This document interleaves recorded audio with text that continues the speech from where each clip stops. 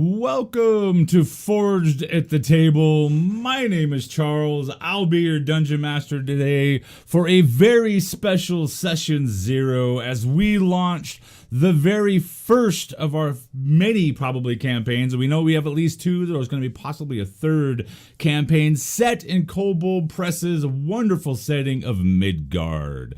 This is the further adventures of the Grim Company. This is going to be a real blast for us. I've been a super huge fan of Kobold Press and Wolfgang Bauer and the products that they've produced, especially when it comes down to this setting. We played this setting and I dug around in this setting back when it was still part of Pathfinder in the very first few weeks that this thing ever came out. I remember going out and buying the PDF for it. And now that it's here in 5th edition, which is a wonderful edition of the game, I am super looking forward to getting my hands in here, getting dirty with this. We are going to be doing a couple different things today.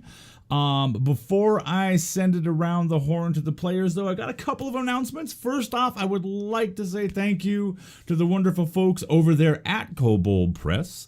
Wolfgang Bauer and those guys have treated us so extremely well. We've already given away a Midgard Heroes Handbook for 5th edition PDF thanks to their generosity. Today we are giving away a Midgard World Book PDF thanks to their generosity. I have 2 books coming in tomorrow, hardbound, and because Wolfgang Bauer was such a generous soul and sent me 2 copies, one of the Heroes Handbook and one of the Midgard World Book for my own personal collection and to talk about here on our channel, which I will be doing, and I will be using them to run the game.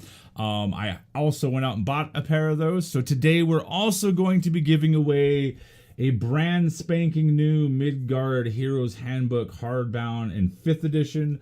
So that and the PDF World Book will be getting given away today. Stay tuned and we'll cover all those things.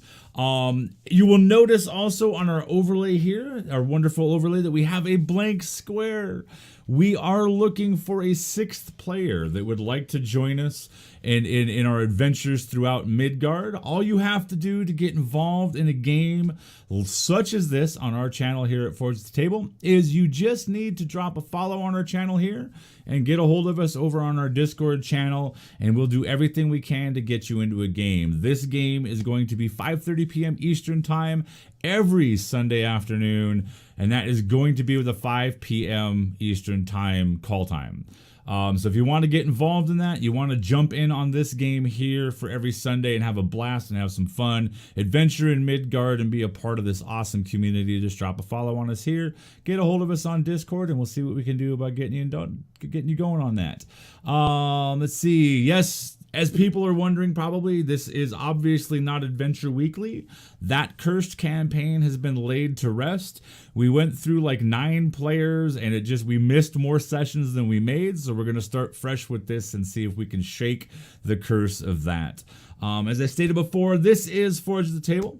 Our whole thing here is about building a community where we match players and dungeon masters and we get our viewers, followers, and subscribers involved in games. That means if you want to play in a game set in Midgard, if you want to play in a game set in a homebrew, if you want to play Star Wars, you want to play Terranoth, Blades in the Dark, Call of Cthulhu 5th edition, Fantasy Flight games, Star Wars, or any number of 5th edition games that we have going on, those are all possibilities. Again, all you have to do is drop a follow on our Twitch channel here, get a hold of us over on our Discord. For example, by the end of May, we will literally have 13 campaigns running.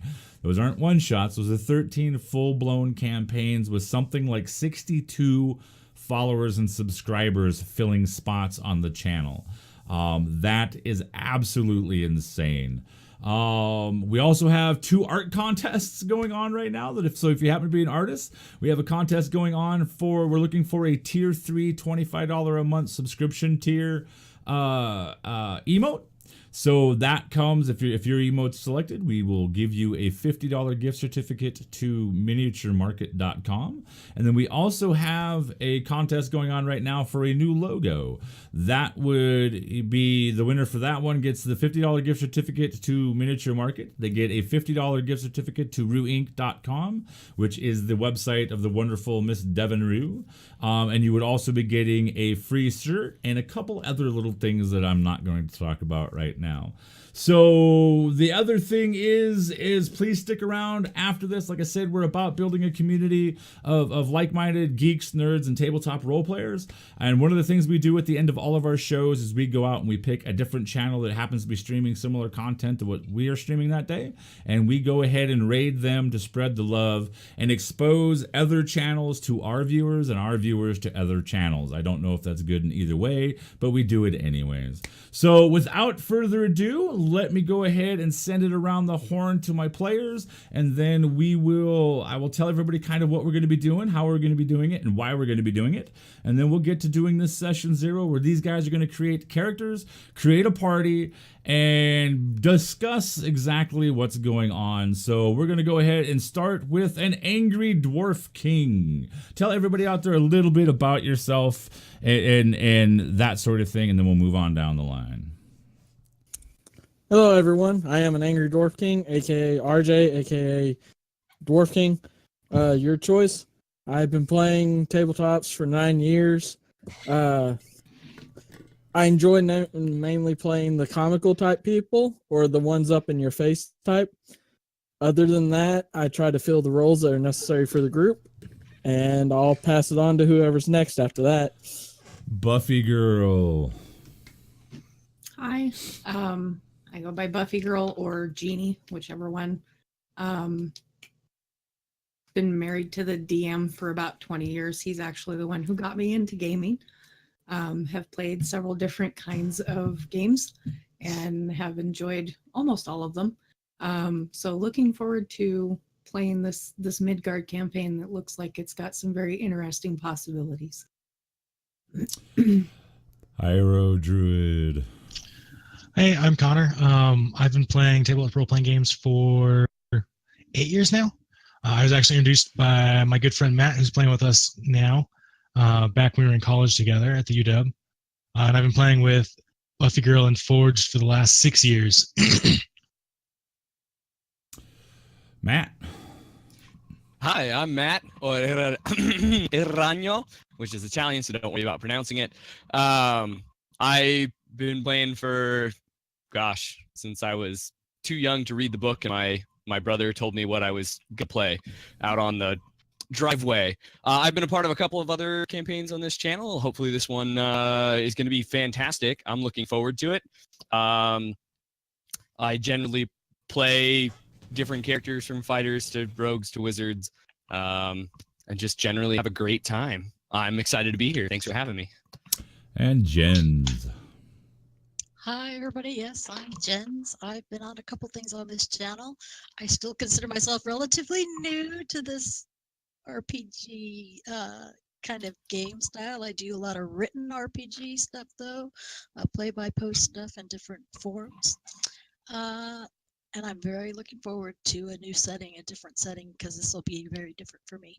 It's exciting. Oh, and I don't know what I'm going to play, so I might need a lot of audience participation help. Just saying. And Jens once again provides me the wonderful lead in. One of the things that we also do here at Forge at the Table is we try to involve our viewers in as many aspects of what we're doing here on this channel. Some of those are down below, and those involve bits and that sort of thing. You can check that out at a further date. One of the other things that we try to do is exactly what one of our moderators there, Firehawk2324, said, and that is audience participation. I encourage players that during the character creation process to rely, at least if not heavily, somewhat upon viewer discretion, so to say. And and we like to have some of you guys out there throw out ideas and that sort of thing for the players to maybe build into their games and all that. For those people who do not know exactly what it is that we're doing today, is we are doing what they call a session 0. None of these fine folks have made a character yet. They've kind of bashed around possible races and that sort of thing. Some of them are very, very new to this setting, and one of the things that we are doing with this is we are trying to stick as much as humanly possible. Hey, thank you for the host, Matt. Forgot to do it before the stream. I'm so sorry. We're gonna try and stay as much as we can within the confines of the Midgard Heroes Handbook. Because one of the things that I fell in love with about this setting back when I first saw it for Pathfinder, and I'm falling even more in love with it now, is just the sheer amount of flavor that is built into this game. And the Heroes Handbook literally has subclasses, domains, arcane schools, everything for creating a character that is fully fleshed out and very, very unique and specific to the setting of Midgard, as well as the races. I've already talked to the players a little bit off screen about the fact that we are going to be sticking to the races within the Midgard Heroes Handbook, so that everything about this campaign is going to be flavored with that book, and we are going to push the flavor and what I believe to be the super high points of this setting, to get people kind of dug in on it. We are going to be starting in the free city of Zobek, in the crossroads of Midgard. These players are all going to be making characters that have just been sort of summoned to a small 3-story rickety inn, known as the Hook and Needle, to a meeting with a rather infamous and legendary sort of character by the name of Granny Talbot. They know that she is the professed or rumored to be leader of the Grim Company. The Grim Company is sort of an employment agency of sorts. They are... The Grim Company forms groups that go out and take care of things, whether it's finding a lost goat, saving a village from marauding bands of goblins, fighting dragons, taking care of more nefarious things. But we'll get into that more during the first episode, which of this game will be on May 6th, is when we're actually going to officially kick this off. We might turn this into a 2-part session 0, but that's what we're going to do today. So we're going to start with these guys kind of figuring out their characters and how they kind of all fit together. We're going to talk a little bit about the Midgard setting. You're going to learn a little bit about it as these guys go about making their characters, because like I said, we're going to be using the Heroes Handbook, so you're going to get to see a lot of flavor with this setting. If you're not familiar with this setting, please take a moment to go over to koboldpress.com. You can do it now if you so choose, or you can wait till after the stream, which we'd appreciate. But definitely go over there and check it out. Give a look. If you play Pathfinder, there is a Pathfinder version. If you play 5th edition, there's a 5th edition version, and it wouldn't be terribly hard to probably fit this into any other system or edition of games that you might be favorable to. As I said, we're going to do a giveaway, so I think that means that I need to get my Nightbot up and running. And whenever we launch Nightbot here on the channel, everybody knows that means that there's going to be a giveaway. The giveaways here are super, super simple. This first giveaway is open to the entire world, completely international. The first thing that we're giving away today is going to be the Kobold World book. So I've got the hardbound version here. This is the hardbound of this book, the Kobold World Book. And to give you an idea of how beefy this thing is, it's over 400 pages of absolutely amazing setting.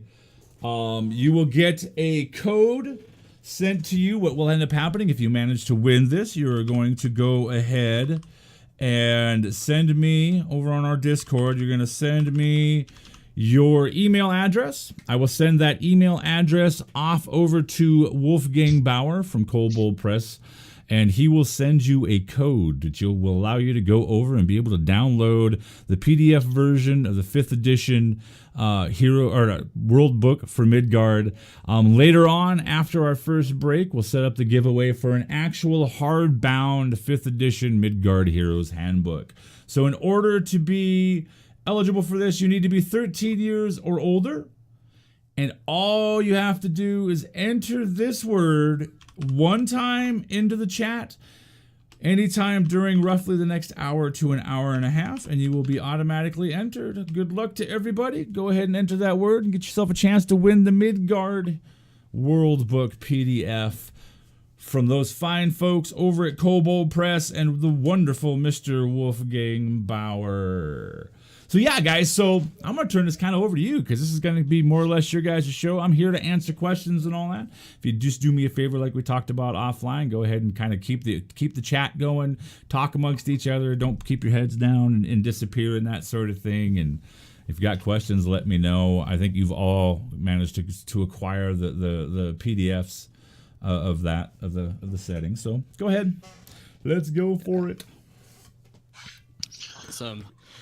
Well, so as I said earlier, I kind of bounce around between characters, but I was looking at the kind of the setting that we were in, and I was thinking that I wanted to be more on the sneaky side. So is anybody like what are we all? Does anyone have any ideas of what they want to play at this point? Having read a bit. I'm feeling Trollkin Barbarian. Okay, That's what's really spoken to me since. Not super sneaky. No. I mean, I guess you could sneak a weapon into somebody at some point. Depending on what your definition of sneaky is. Okay. Yeah. Anybody else have any ideas? Honestly, I was thinking a ranger, the vampire slayer archetype. Nice. Okay. Dope. I'm still bouncing around with the ideas of a cleric. I'm just trying to figure out what domain I'd like the most. Okay. There are a lot of them. Yeah. Gotcha. So, if that's what that is, what I want to do is get started with a little bit of audience participation, because I have done a bit of reading before this, but I have two races. The last time I left this up to audience participation, I got some crappy second level spell called Shifting Winds or something like that. So I'm not making that mistake again. I have it narrowed down this time. Would you guys rather see a rat folk or a raven folk? I'll send that one out into the ether and then wait for responses. All right. So you guys out there in chat, do us a favor, help decide Matt's character. Either a rat folk or a raven folk. I had no surprise that Fire Chicken was gonna say raven. So we got bird, 2 rats, 3 rats. 2 rats. Oh, all right. 5 raven, 3 rats. So while that's going on, right. What are the because there's a whole bunch of different stuff in this setting, such as rat folk and raven folk. But I was looking earlier at the archetypes, which is kind of what we're doing this off of. Yep. Do all of the divine archetypes, can you take any of those for any of the divine casters? Yeah. Okay. So, all right. And there's some pretty cool stuff with it because in the other Grim, the misadventures of the Grim Company, they've actually got a priest who is actually, I think, either neutral good or chaotic good, and he is a follower of what's her name? He went Moon Domain, and he's a follower of the Italian god. No, the Italian goddess Hecate. He's a follower of Hecate, and Hecate is listed as evil. So what I am having him do is he's going to go ahead and follow her, but he's got to give me the relationship, like the offerings he would make, how he would do those offerings, how he would petition her for assistance, that sort of thing, since he's good aligned and she's evil aligned. So it's going to be quite interesting. So yeah. Okay, sweet. Should be fun then. Yeah, it's gonna be a super blast. That's one thing I want everybody, all you guys, to do is just kind of really kind of groove into that feeling and the whole flavor of this setting, because it's absolutely fantastic. How about you, Jens? What are you leaning towards at all?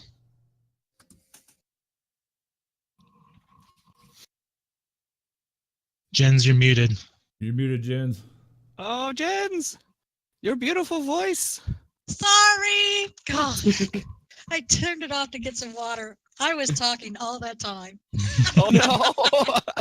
Well, not talking all that. I made some comments, but it's okay. I'm cool. Interesting though, because Jeannie said she was thinking about taking the Vampire Slayer. One of the 4 options I wrote down as possible races was the Dampier, the half vampire. Yep. So that might be interesting. I don't know though. Well,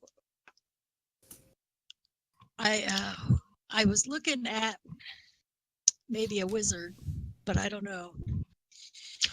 I mean, that could be really Or- cool. That's like straight Castlevania right there. You know, Alucard and the right. Well, Well, and a couple things. Pissed at your parents and she's pissed at your parents too. Let me see. I gotta get down there. Everybody's Because pissed I at saw your they had parents. like the genie. They had the genie option, and then there was something. Still, I gotta scroll. That's the only thing about PDS. You gotta scroll for days. No, not really. You can just go use the This bookmarks. bookmarked. It is bookmarked. Oh, I am not that good at book. By the so I'm gonna fine have to folks learn at how to use Kobold that. Press. How do It's I very do nice. that? Oh, I see. On the left-hand side. Left-hand side, yes. I learn something new every day. I don't use a lot of PDFs. Let's see. Are those in divine characters, wizards? Arcane, chapter Yeah, 4. Arcane Stuff. Characters Chapter 4. Okay, let's It see. has sorcerers, warlocks, and wizards in it. Ooh. Nice. So I think it's come to a consensus that I'm playing a rat folk. Yep, that's what I'm seeing. Yeah. Oh, was it rat? I thought it was a raven. Well, it's either rat or raven, and I can't decide if rat with wings is rat folk or raven folk with a different I would face. consider that rat. I'm going with rat. So I think rat wins. So Yep. that's what I'll be playing. Okay. Thank y'all Yay. I for love helping me rat folk. decide that. I absolutely adore rat folk. Mhm. It's gonna be a shame when I kill this one. So, Yep. Well, you know, tank Well, as long rat as you folk. kill his and none of them that are in the other campaigns, that's fine. I mean, I did wear the rat today, so Oh, that is a rat, isn't it? Thought it was is a rat. like a cat or something when I first saw it. No, my mother bought this for me from like an IKEA when I moved into college because she's like, oh, you can put it up by your door, and then when people come in, they could be like, ah, it's a rat. That sounds like your mom. Okay. It does. It's about as quintessentially my mom as possible. So I thought I'd bring him out, show him off to the world. So, how goes the cleric hunting there, Dwarf King? Horrible. Horrible.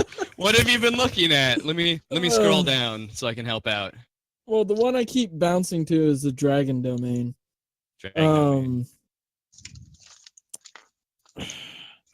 Besides that, Is that the Void domain that kinda drinks a lot of beer? I don't want to be a drunkard. You don't have to be a drunkard, just a purveyor of awesome beer that heal people. Sorry, Oh, I'm you're just stuck sick. on Have a that. beer. Leave me alone. You're over an there. Is that how it emperor. works? You need this. Oh man. The dragon domain, you said? Yeah, the dragon domain is the one I keep bouncing to. I mean, dragons are just awesome. They speak to me. They also scare me, and I love it. If dragons are speaking to you, I mean that might be something that that you need to get checked. But Hey! I might have kobold in my family. Leave me alone. oh, there you go. Never mind. You've got a conic bloodline. Let's go. Uh, Oh, wonderful. it's it's all new to me, so it's just taking me a minute to wrap my mind around what type of character it would be like. Oh, fair enough. So you thinking about going dragon kobold? Yeah, just Cool, because the fact that it That'd would be fucking all sweet. synced up. Well, the cool thing then about that I need to let you know is that the kobolds were slaves of the Strauss family, the founders of the free city of Zobek, and they have recently shrugged off those, so they're actually free citizens of the city of Zobek. So there is a very heavy kobold presence within the city. They Right. actually have their own quarter, so that would fit because you could actually be from Zobek. All right. And then later on in the stream, we'll actually then go over the various dragon gods, because I'm actually open to that page right now in the Midgard World Book, which we happen to be giving away right now in PDF form to anybody who enters the word Kobold Press, one word, in our chat. Fantastic book, I tell you. This setting is so beautiful and well done and full of flavor. So, anyways, back to you guys. Gotcha. So I'm thinking of, considering that my character is small sized, so, potentially not doing a bunch of damage, thinking about the Whisper archetype for my rogue, which is basically just hide and hide and hide and hide and hide. So far we've got you are a roguish rat guy. Yes. Yeah, I think We've got a kobold cleric Dragon cleric. guy. and a trollkin smashy Hit smashy. stuff hard. So And- okay. It's kind of funny because that's the second rat folk whisperer we have. 'Cause Jeannie there, Buffy Girl, is actually playing a rat folk whisperer in the other Midgard game. Oh, well then I'll have double Possibly. the amount of knowledge. Oh no, you were actually Just thinking leave. about going dragon The dragon dragon masks. mask. Yeah, yeah, okay. Oh, that's right. No, yeah, you're gonna go dragon mask. My bad. Getting my campaigns mixed up. Lion Chuck. Playing too many. I know so many characters. I'm only running We'll like see what 6 or 7 games a week now. Yeah, just one or two. That's only how many different characters? Like 36 different characters you have to keep straight. Yeah, Yeah. exactly. It's either that or I go That the could be cool. fixer, but I'm not entirely sure how charismatic I want to be as a rat. I'll be our face. Okay, I'll be on your shoulder at all times. Troll. It'll be hilarious. Oh my god. Kind of the Master Blaster thing going on. Mm-hmm. There we go. The real I'm question trying to is- find a wizard archetype. Oh, I don't know. Jeannie, did you decide on a race yet? Oh yeah, Shadow Fae. Okay. That's okay. easy. I'm- I thought I said saying that the earlier Ranger. when I was when we were all talking talking about over you. the Ranger thing, but apparently I didn't. So yeah, Shadow Fae, Vampire Slayer. Nice. That could be sweet. Firehawk. Ravenfolk Rogue was the other thing that I was going to go, but it has been decided. And the funny thing is too, for those people who don't get the irony of Buffy Girl playing a Ranger Vampire Slayer. She is a massive Buffy the Vampire Slayer fan, and I mean massive. That's pretty. Gotta funny. get my fix in somewhere. It's my first RP. Playing. It's not on TV anymore, and they don't put out enough comics. So That's fair. I was very surprised when I found a Firefly comic a while ago. oh yeah, they have a couple different sets of the comics, I guess you could call it. So there was like a set put out, and then there was like backstory for book, and then Shepherd book, and then Oh yeah. I think there was 2 more series. One that just ended. It was a very short one. It was like 5 comics. Huh. It Okay. was really cool. Yeah. I enjoy the world there. Hmm. And I won't give any spoilers. So I'm not that type of person. Thank you. Spoiler alert. They all are in a ship called Serenity at some point in their lives. At some point, yes. Back to Midgard, please. So, Jens, Yes. Sorry, have we you did decided on a spellcaster? Because that was what you were leaning towards. Have you Yes. have you I don't concreted in? know. that. Is there one that sounds really interesting? Well, Like, I'm trying catches to your look at. attention. Hold on, because I don't know that much about what the Dampier, and of course I picked something I can't pronounce. Dampier. Damn fear, I believe is how Dampier. it's pronounced. I just can't look at it. If I go with that, I mean, because it's either that or a elf, or one of the human things, or the Shadowfae. But you took Shadowfae, so I would go with else. Yeah, but if you take Shadowfae, we could be relatives hunting down vampires together. Yeah. Oh, I'm that would be totally interesting. up for that. I could do that. That might be right. cool. Just one of you a little bit more magical when they're hunting. Yeah. Yep, one's the fighter type and one's the actual magic user. That would be awesome. I kind of Yeah. like that. Okay. You got I Buffy would and do Willow. Aw. It all comes back. It all comes There we back. go. If anybody Alright, out there is so- friends with Joss Whedon, you want to send him money? Oh gosh, really? No kidding. Okay, so Shadowfae would be good. And I don't know. I was looking at anything in that in the caster region, I suppose would be. So you're in chapter 4 looking at the arcane. I'm kind of looking at I'm poking around. I've been looking at the table of contents line, like maybe a shadow, the shadow bloodline, or the sorcerer's bloodline shadow.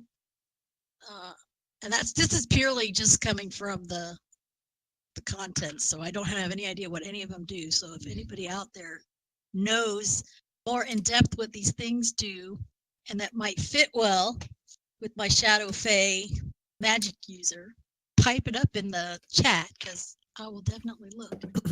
I don't know what a mazeborn is. Hey, Stocky, thank you for the 100 bits, my friend. Long time no see. Welcome back to the stream. And we will put that 100 bits to good use. Let's see here. Mazeborn means that your magic comes from a blood connection to a minotaur in your ancestral past. Let's see here. I mean, I would love to hear that backstory. That character would be great. With very adventurous ancestors. I mean, they are Fae. It's true. Now the shadow bloodline one, that one says that basically your magic comes from a place that's drained of color. Basically where light fights a losing battle against darkness. Somewhere in the distant past, your ancestors were touched by the shadow realm, which were Shadowfae, so that could work. Let's see here. And it does say shadow bloodline sorcerers function as sorcerers and use the sorcerer spell list, except for a couple of small things. Yeah. Let's see.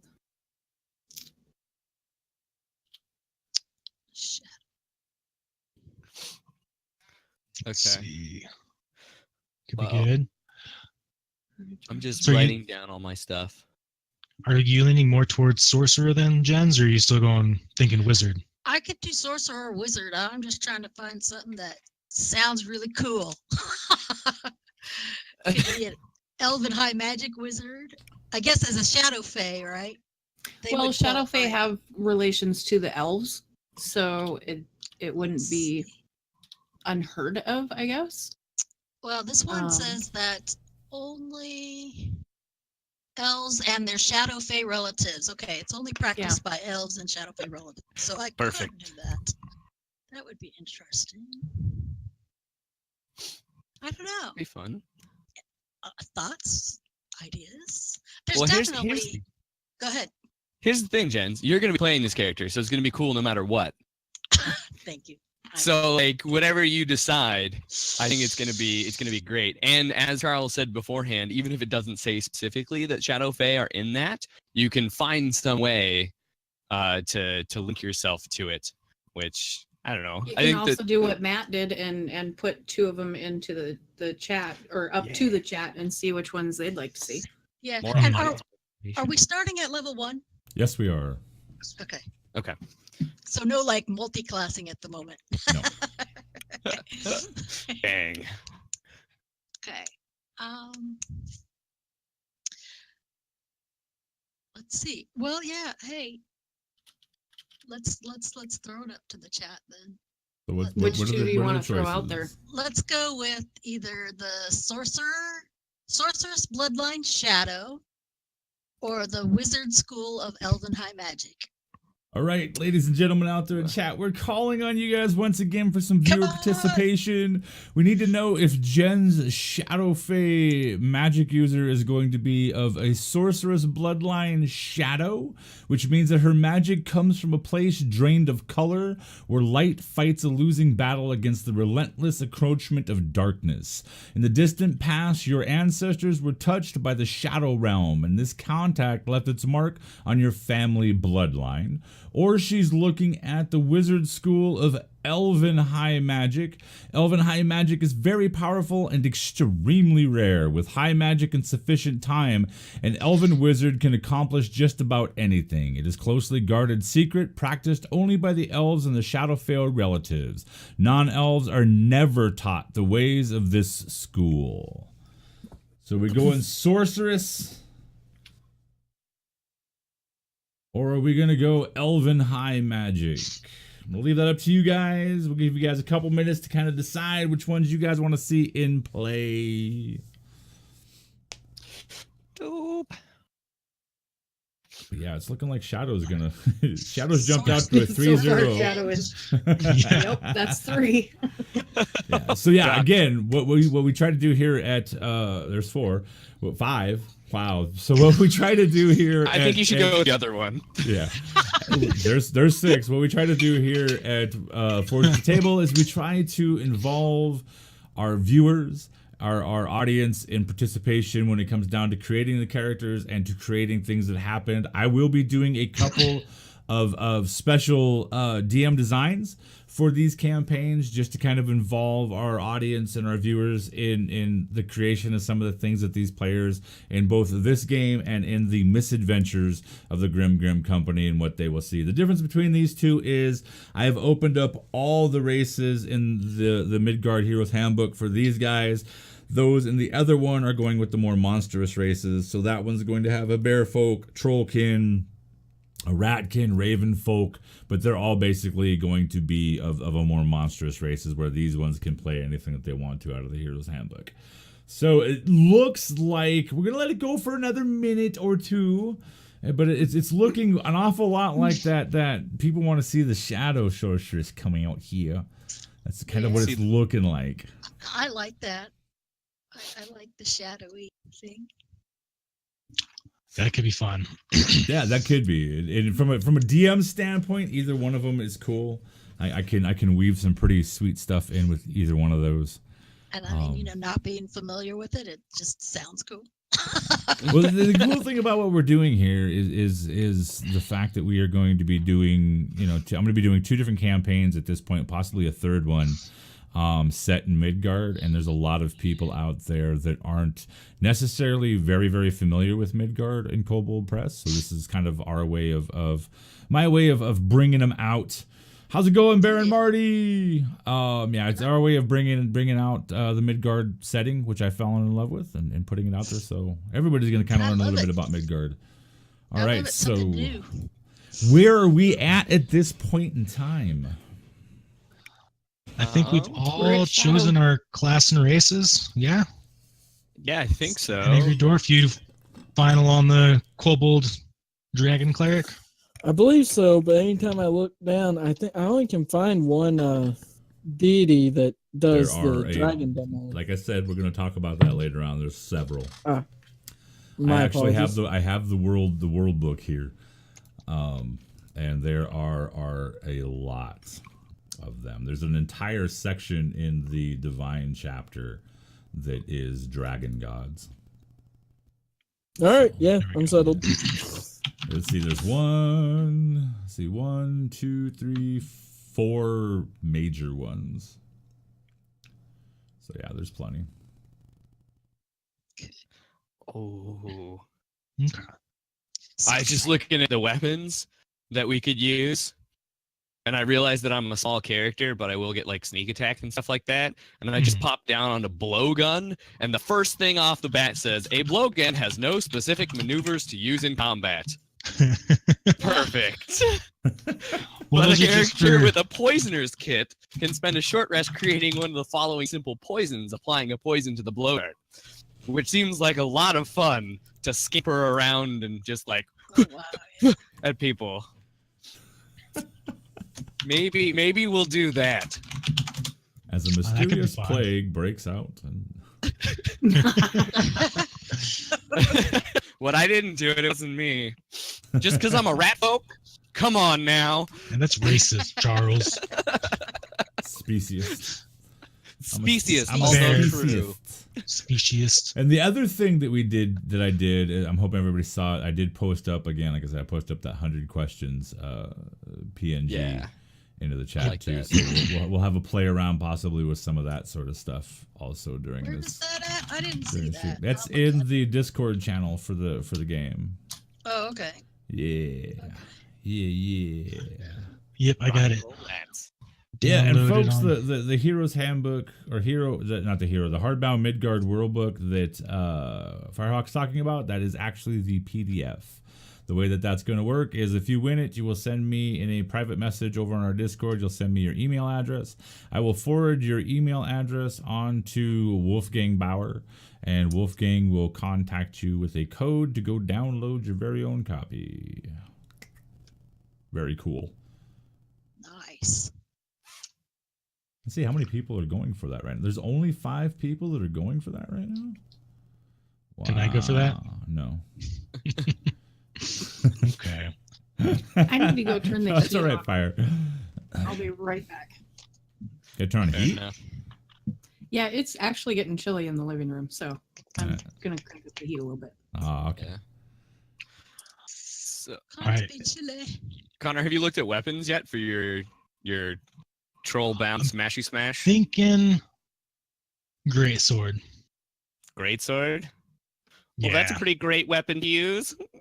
Yeah, I mean, so Chuck showed me. He got the PDF. What was that? Like 2 weeks ago, Chuck? 3 weeks ago Something like that. when I came yeah. over, Yeah. and he showed me the trollkin, and he's wearing a kilt, which is awesome. Oh, And like the first thing I thought was like, I want to play a trollkin barbarian who uses a great sword. Well, there you go. Go with your gut then. Go with your Yeah. gut. Definitely. that's pretty good. Yeah. I like, so you were talking about all the flavor that's in here. Yeah. And it's ridiculous. hmm Like every single one of these weapons has something else attached to it. Yep. They're not just regular weapons. Like the blow dart thing is like you can make poisons. There's like arcing slash versus grinding halt for the greatsword. This is ridiculous. Yep. One of the things that back in the day when this was still since back in the Pathfinder days when I first discovered this was that flavor, and they've just carried it over and intensified it in 5e. One of the things that I'm going to try and do, I don't know if we're ever going to be able to make it work, but I am going to definitely try to maybe nudge Mr. Bauer into maybe making an appearance on our humble little channel here, and maybe running a one shot adventure for some of our lucky subscribers or something like that in the future. I'm not sure if that's something that will happen, but it's definitely something I am going to definitely try for certain. Dude, that would be awesome. Power. Yeah, it would be very awesome. Would you very play cool. in that with the subscribers? Probably not, because I'd be producing it. So. Oh, fair enough. I know how that goes. Producing a stream is more work than you think. Yeah.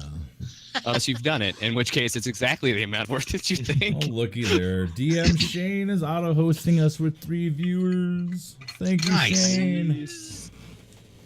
It's another wonderful channel and another wonderful setting. If you folks haven't ever checked out DM Shane over there at the Greyhawk channel, I highly recommend him. He is a fabulous dungeon master. Got a wickedly cool style.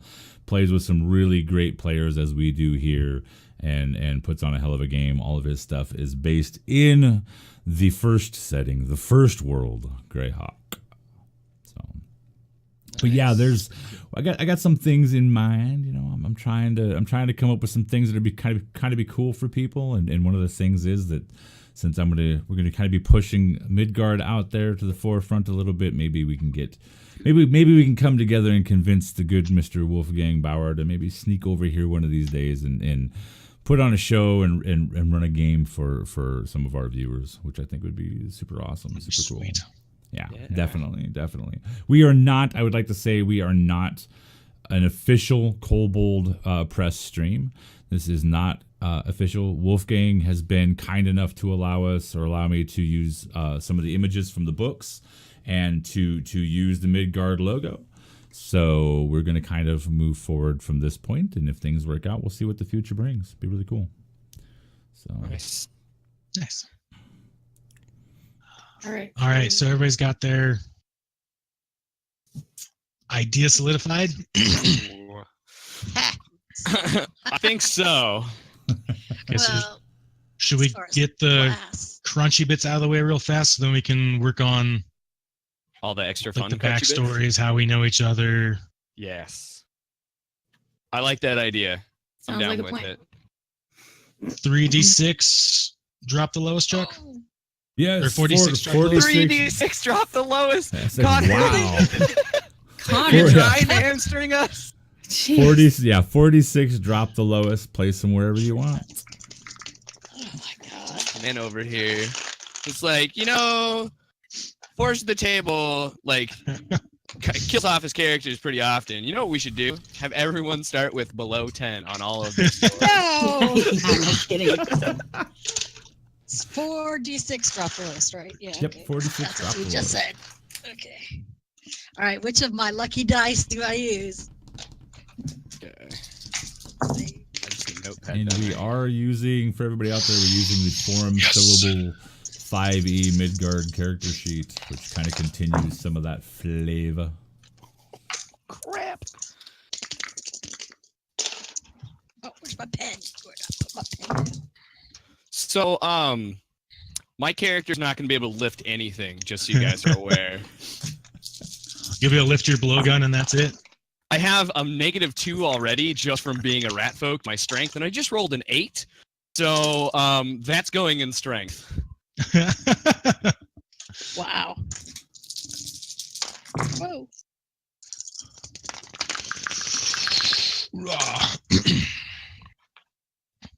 Come on. Okay. Okay. 11. Woo! How's everybody else's rolls going? They've got to be going better than mine. They kind of jumped around a little bit.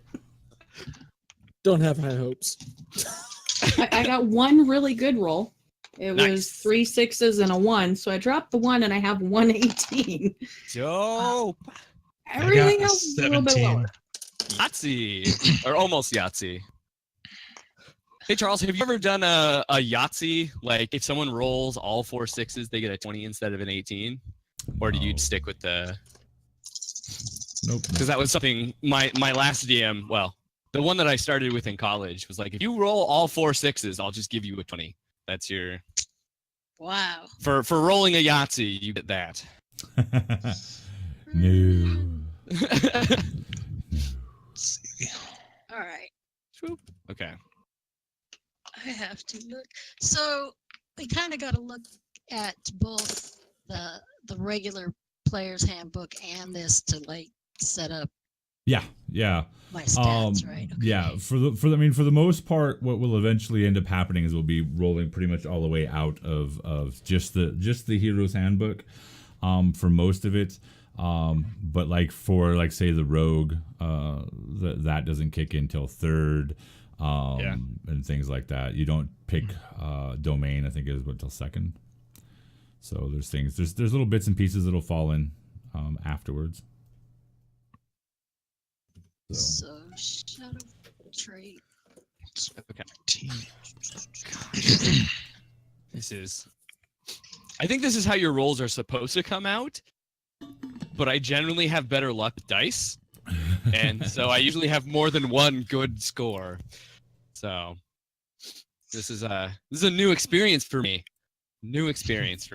Not having everything above 10. I mean, low scores are fun though. I mean, I am legitimately never going to pick anything up with character. We'll see how armor goes with this, with my wee rat folk. Okay, so my caster, my sorcerer will still be charisma based, right? Yes. That's what I'm trying to get at. Is that would come from? Oh wait, here it is. Wait. Yeah, I guess that's just from the regular sorcerer.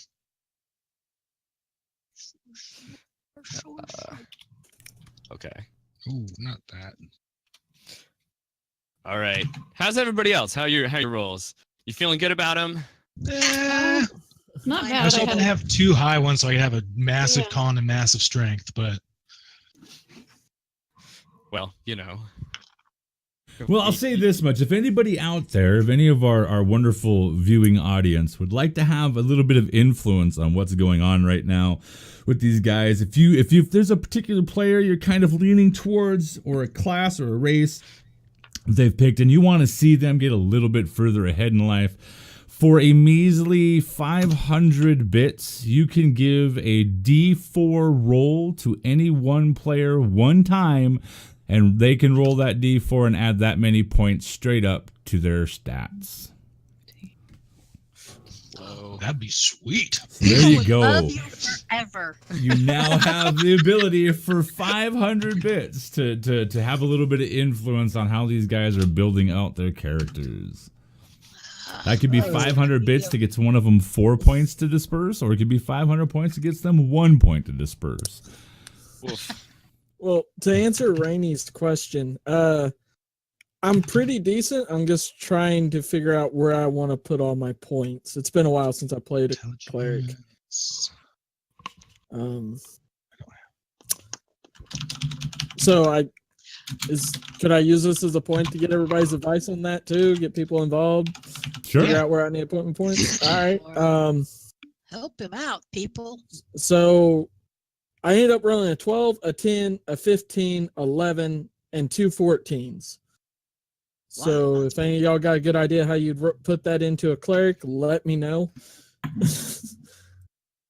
Okay, you rolled what again? It was a 12, a 10, a 15, an 11, and 2 14s. You're charisma based, yeah, as a cleric? No, it's wisdom. Wisdom based. Don't take my So advice then. that 15 went to wisdom. That was no question. Jacob, bits. If a person could spend 500 bits and give any one player a +4 to roll to get points to add to their stats, their characteristic stats. That can be done once for each player. So 500 bits allows you to give out 1d4 worth of points. So those are the scores that the dwarf rolled. So we have 15 to wisdom for you.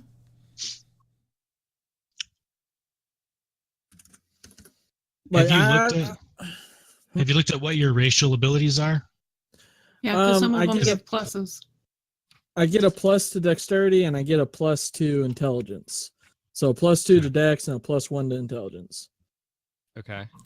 So people are saying 15 to wisdom, 14 to charisma. What are you planning to use for your weapon? Are you planning to use a finesse weapon or a strength-based weapon? 14 to strength. I'm actually seeing this guy as being like a armored cleric, so I don't really need dexterity. An armored kobold. I'll be shiny. The chrome cloak kobold. Back off! Don't touch it, you scratch it. Minotaur, I'll cut you down at the foot.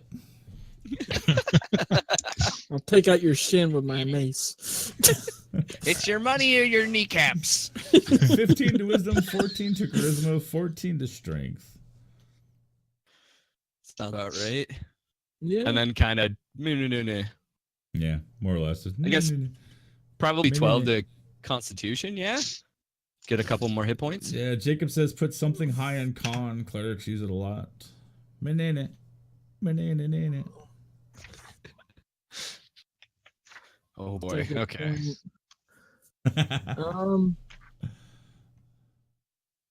Well, I don't really see a kobold being very charismatic, though. I mean, Like, I don't see it happening. That's a pretty fair assessment, I think. But Yeah. then again, So on the flip side, you know, it is your character. So I mean, if you wanted to build a charismatic kobold, there would be a hell of a lot of fun to be had off of that. Yeah, And but- again, kobolds do play a very large role in Zobek, and they are a known. They're not like a hidden away kind of scarce type race. Midgard is an interesting setting in that it does have. I haven't even covered this, so I'm going to go down this really quick so that the people out there in the viewing audience understand. The races that are included in the Midgard 5e Heroes Handbook are Bearfolk, Centaurs, Dampier, Dwarves, Elves, Gearforged, Gnolls, Gnomes, Elfmark humans, Kariv Wanderer humans, Midgard kobolds, Minotaurs, Ratfolk, Ravenfolk, Shadowfae, Trollkin, and Winterfolk halflings. That's what these guys had a choice of, and that's where we've wound up. And then of course there are just normal humans, but Boring. humans. yeah, like Firerock says, I'd personally love to see a charismatic kobold. I mean, I'm going charismatic rat folk. Yeah, So I it's think that would be definitely fun. hilarious if the two little like meh, Are sort the of faces? non-charismatic as you would think are the faces of this group. So are you gonna go fixer, Matt? Probably Okay, cool. because I think that would Northwestern. be I was kind That of would be I was kind of hoping somebody in one of the campaigns would eventually would wind up picking fixer just because it's gonna be fun. well, yeah. What I'm thinking, and I have no idea because I did not run past anyone. I was thinking maybe Connor and I have like some sort of racket going on where he's my muscle or something like that. Like I'm down that's for that. some sort of relationship that we've had before this. Yeah, rat folk with trollkin muscle. Yeah, dig it. Absolutely dig it. That's pretty awesome. So, but yeah, I'm thinking Fixer would be fantastic because the Whisperer would be great, but like that really helps you in combat a lot. And this character is going to do absolutely nothing in combat. So, No. and by absolutely nothing, I mean mildly irritate them with poisons. Ooh, hey, Jacob with 2,500 bits. Each one of Holy you gets to roll a crap. d4 and add that to your stat. Oh, Holy cow! Thank Thanks. you, Jacob. Thank you for the Roll a D4 and generosity. Just get a +4. Can I kiss your Everybody foot? gets a d4. Holy moly. Thank you so much. Wow, Jacob. That really helped. I Yeah, rolled if a you have the I rolled a ability to 4. throw up anvils in the chat, definitely get those anvils rocking, guys. Definitely get those anvils rocking. So we can add whatever we roll. We add that to one stat. Correct? No, you can spread those points out to anywhere you want to put them. Oh, this is going to be good. Ooh. I got a 4. I did Four, give me too. 4, give me 4, give me 4, give me 4. Thank you. Fuck, that's a I 1. did Of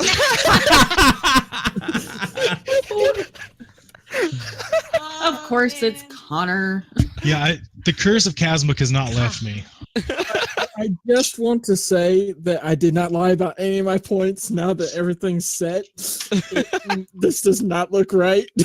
I normally roll bad. Okay. Welcome to the good side.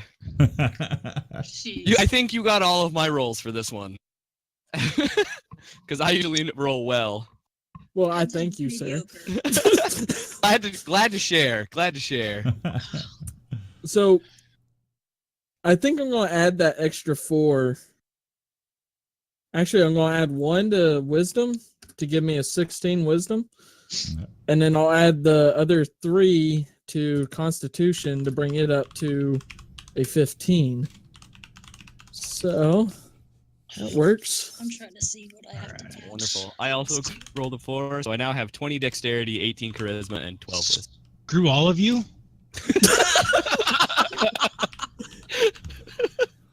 Aw.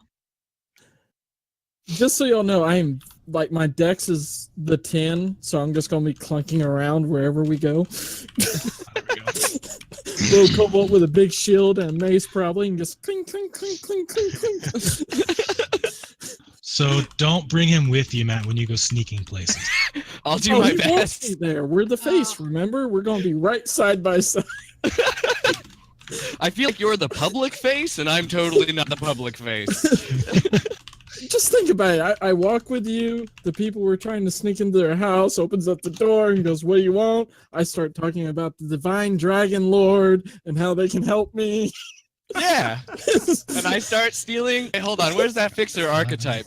Because I think I get to steal something of 25. Yes, at 3rd level, I can steal one thing of no more than 25 GP value every day.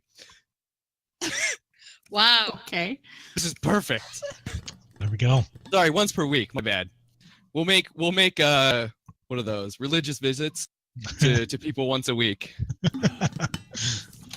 Seeking alms. And they'll give it to you no matter what. Yeah. Mhm. Yeah. They'll either pay me to leave or pay him without knowing. Or both. So, sorry, I might be talking to myself. No, that's fine. Oh, go away. Good. I'm like, let's see. I want to hear that inner monologue. I'm curious. I've been talking a lot. I gotta figure out where I'm gonna put stuff. Charisma is the number 1. I always have to have a good dex just because I don't know. Okay. And then One of those rolls uh, that never comes out for you. I don't know. I just always imagine my thing is sneaky, whether they're sneaky or not. So I just like the dex. And also because as a sorcerer with no armor, I gotta have some kind of AC, right? I mean, Right? Yeah. You got to have Well- some sort of natural nimbleness. I forgot how that happens because what will my AC be based on? It is It's- based on It's plus dex, yeah? okay. Yeah. Like starts out at like 10. 10 or something. 10 and plus goes your to dex. Yeah. All right. Yep, 10 plus dex. Because usually I have the Dragonborn, or not Dragonborn, but the Draconic Sorcerer, which gives you a little extra dex. But I gotta remember that. I don't have that. And once again, for everybody out there watching, if you notice on our overlay, we have a blank square sitting up there, which means we are indeed looking for a 6th player in this campaign. This is going to be every Sunday at 5:30 p.m. Eastern Time. You'll be asked to show up a little bit early so we can set up the overlay and everything and stay a little bit longer so that we can finish things out in private. Talk about all the silly people that were watching us and the weird and crazy happenings that happened. If you're interested in getting involved in this is Dungeons & Dragons 5th edition. It is set in Kobold Press's wonderful setting of Midgard. If you would be interested in playing in this, all you have to do is drop a follow on us here on our channel, get involved over on our Discord, send me a PM over there letting me know that you would like to jump in on this, and we will get you going. I do want to give a couple shout outs that I forgot to give out earlier. I'd love to give a shout out to Castle Mac for the follow last night. That was awfully cool of you. Thank you and welcome to the Forge. To Magic Book for the Tier 1 subscription. Super appreciate that. Berserko1215, who I've been talking to earlier today. Thank you for the follow, good sir. To T. Mellinson for the follow, Nerdcant for the follow. Super appreciate it. Welcome to our unique and yes, sometimes dysfunctional family more often than not. Of course, A. Stocky for the 100 bits and Jacob or Jake Walk for the 2,500 bits. Yeah. Oh my gosh. Yeah, if somebody wants to give me another help, that'd be great. Cause Nope, they can only do it once. Oh, Some of the other ways that you can get involved in our campaigns, and that's all of them. Like I said, at the end of May, we're going to be sitting at roughly about 13 campaigns a week. That is spread between myself. Keora is now following. Speaking of wonderful cartographers, welcome to our unique and sometimes dysfunctional family. That's a name I've seen over there on Devin Rue's Discord.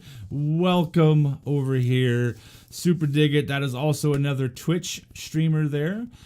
She does, or he or she, I'm not sure which one it is, but they do some cool cartography stuff. So give them a check out as well. Super cool. Welcome to our family. But yeah, if there's ways that people, some of the ways that you can also get involved in all of our campaigns. Like I said, there's gonna be 13 campaigns going on this channel by the end of May. That's from myself. The Pyro Druid here is going to be running something later on starting in May, and we have 3 other dungeon masters that are rolling, so there's now 5 of us, and I'm talking to 2 more to add in some more stuff. So right now we're gonna have 13 campaigns rolling at the end of May. Plenty of chances to get involved. We're looking for players and everything in all of that good stuff. So if you want to get involved in those campaigns, you can influence the outcomes of those. If you look down below in the panels, or as we refer to them as the Colvilles or the doobly-doos, you will see there's ways that you can spend your hard-earned income, your hard-earned greenbacks, pesos, euros, francs, bobs, bills, whatever. You can spend those here to influence the rolls, to give advantages, to give fate, which is the most powerful thing that you can do for a single player, is you can give a single player fate, which allows them to change any one thing about the current situation that they find themselves in, which is absolutely, hey, if you want to send me gold, we can arrange something there, Baron. We can definitely arrange something. The other way that you can get involved is you're also going to see a sheet down there. It talks about recurring locations and NPCs. These are not minor NPCs in any way, shape, or form, or minor locations. These are actual locations where you spend the bits, you give them to us, you get a hold of me. We get together on our Discord channel in a voice chat or a video call, and we will craft the NPC of your dream to be either a nemesis or to be an antagonist. At both the levels that you see down there, there is only 1 or 2 in each of those categories that is available for each campaign. Some of those have filled up already. We actually have those, but that also crosses over to the locales. So you can actually design a locale for any one of our campaigns and get a chance to have some influence that way. You're also going to notice that over there on the side, we have the Bubbles and Forge t-shirt production and art fund that's going on, which we're now just about at the halfway mark. Part of that is also going to allow us to give away 5 of the Bubbles t-shirts and 5 of the Forge at the Table t-shirts. We currently have a contest open over on our channel. Hey, Jersh, about time you come back. We have a couple contests going on over on our channel for art. We have an emote that we're looking for and a redesign to our logo. We've had some wonderful submissions so far, so those have some wonderful things that you can win in there as well. One of the things you're going to see also here is that we are constantly pushing other channels and that sort of thing. We're all about seeing everybody rise to the top. Everybody get a little bit of the love. So like I said, stick around today after we're done with this here in about an hour and a half or so, and we will jump out there and we'll raid somebody else. The other kind of cool thing is that after we get done with this chat or with this stream, please feel free to jump over on our Discord. We have a public voice chat over there channel where we encourage both the players. I will show up, and several of the people of our community usually pop in there. We had like 14, 15 people in there last night. Feel free to jump over there, talk to us, ask questions, and all that sort of stuff. So I'm going to send it back to the players. Let them continue going. We're going to take a break here in about 16 minutes or so, guys. Sounds good. Okay. All right. So I got a question about the color of what my scales could be. Are they Yes. basically running the same way of like a dragon's would, or is it different in 5th edition? Well, if you look underneath the wonderful section on kobolds and Midgard, that does not answer it. You can do whatever you want. How'd you like that answer? Purple. I really liked it. I like that you like went straight for it Yep. and then kept going. That was Yep. I like the commitment. I like the you commitment. could pretty much do one of the things you could probably do is have them reflect maybe the god that you're kind of choosing, which this would probably be a pretty good spot to cover some of those. So the dragon gods that you have within Midgard are Azurin, which is the Lord of the Four Winds, Arbiter of Victory, Lord of the Skies Beyond the Sky, the Four-Faced Compass, the Gambling God, the First and Final Breath, Patron God of Sikkim, and the Raven Folk. Divine domains are Dragon, Knowledge, Speed, War. Alignment is chaotic. Favored weapons, the short sword, which is on page in that famous over by no. Favorite weapon is short sword and sword board. Short oh, Short sword and a wow. wickboard. You can Yes, use a we wakeboard have medal. Ball and Everyone Azurin goes is Azurin. Typical worshippers for Azurin are Dragonkin, Kobolds, Ravenfolk, and then you can break it down further by the Northern Wind, Southern Wind, Eastern Wind, Western Wind. Baal is the Lord of Fire, a master of noble sacrifice, king of all dragons, guardian of the Sultan, Lord of soldiers, scarlet protector of the innocent, the supreme fire dragon and patron of the empire and dragonkin. Divine domains are Dragon Forge, Justice. Typical worshippers of Baal are Maradi, nobles, and drakes. There is Kespotin, or Kespotin, however you want to pronounce that. Lord of Stone, Decider of Scrivener of Fate. Hey, how about there we go, I can actually read now. Keeper of the Vault of Souls, the Earthen Emperor, Divine Minister of Gold and Jewels, Dragon Lord of Certainty, and again, his divine domains, however, are Knowledge and Mountain. And then the fourth one, of course, is Sagotan, Lord of the Ocean. Divine domains are Dragon and Life. So it kind of depends on which direction you're thinking of going.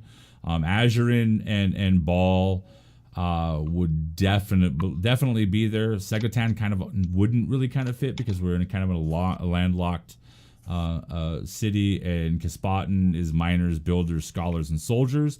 Are their typical worshippers? That could work because, as I said, at one point in time, the kobolds were used as slaves by the original founding family of this place. So that could be. But Azurin would probably be the simple, easy one. Yeah, I'm thinking war or fire. So that'd be Baal or the first one you talked about, correct? Yeah. So you were talking about going dragon domain, correct? Mm-hmm. Yeah. So both the main dragon domain ones are Baal and Azurin. Yeah.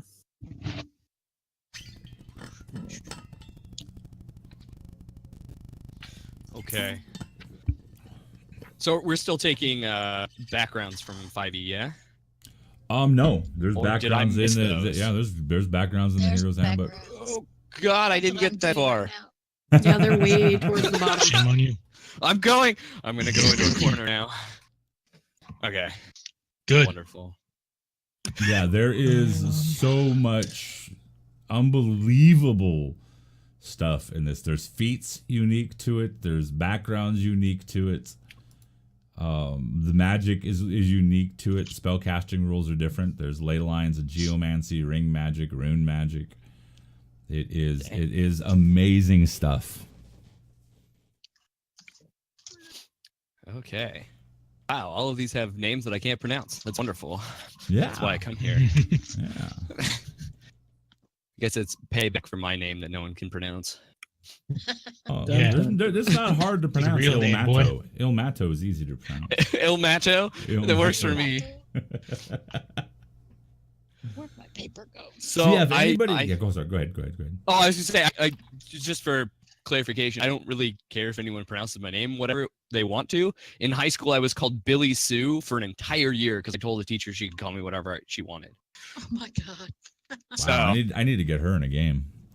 you totally should. She's also an English major and a wonderful storyteller. I think she'd be Nice. hilarious in RP. Yeah, so anybody that's out there that's watching, if you have any ideas, comments, concerns, thoughts, ideas, anything like that, go ahead and post those in chat. We encourage our viewing audience to get involved in everything that we're doing here. That is super important. Mm. Holy. Um, These drawings are dope. So, I don't know what I'm doing. Right. I always feel like I don't know what I'm doing when I'm building a character. I feel so chaotic. Like my brain. See, I've gotten so used to using D&D Beyond, I'm like forgetting how to do stuff. It is. I know. It's such a crutch, right? Let's see. It is, yeah. Let's see. Okay, so there is a background in here called a dancing bear guide. Now I come from Portland, Oregon, where the dancing bear is an adult establishment. So when I first saw that, I was like, "Am I a bouncer? Like, how does that work?" Well, You're a performer. Yes. it could be. And this is something My I other haven't name been. is Cinnamon. This is something I haven't been doing a whole lot of. But if you folks out there would like to follow us on our other form of social media, there is a link to our current Twitter account. If you want to go drop a follow over there, we have some things coming up on our Twitter that is going to be Twitter unique. We will not be announcing it in our Discord or on the stream itself. So you'll actually be able to win some stuff over on our Twitter and get involved in some things through our Twitter and through our Twitter only. We are in the process of striking up a a mutual agreement of benefit with Tabletop Loot. So it looks like we're going to be giving away some more dice in the future, which is awesome. Explorer's back, okay. Okay.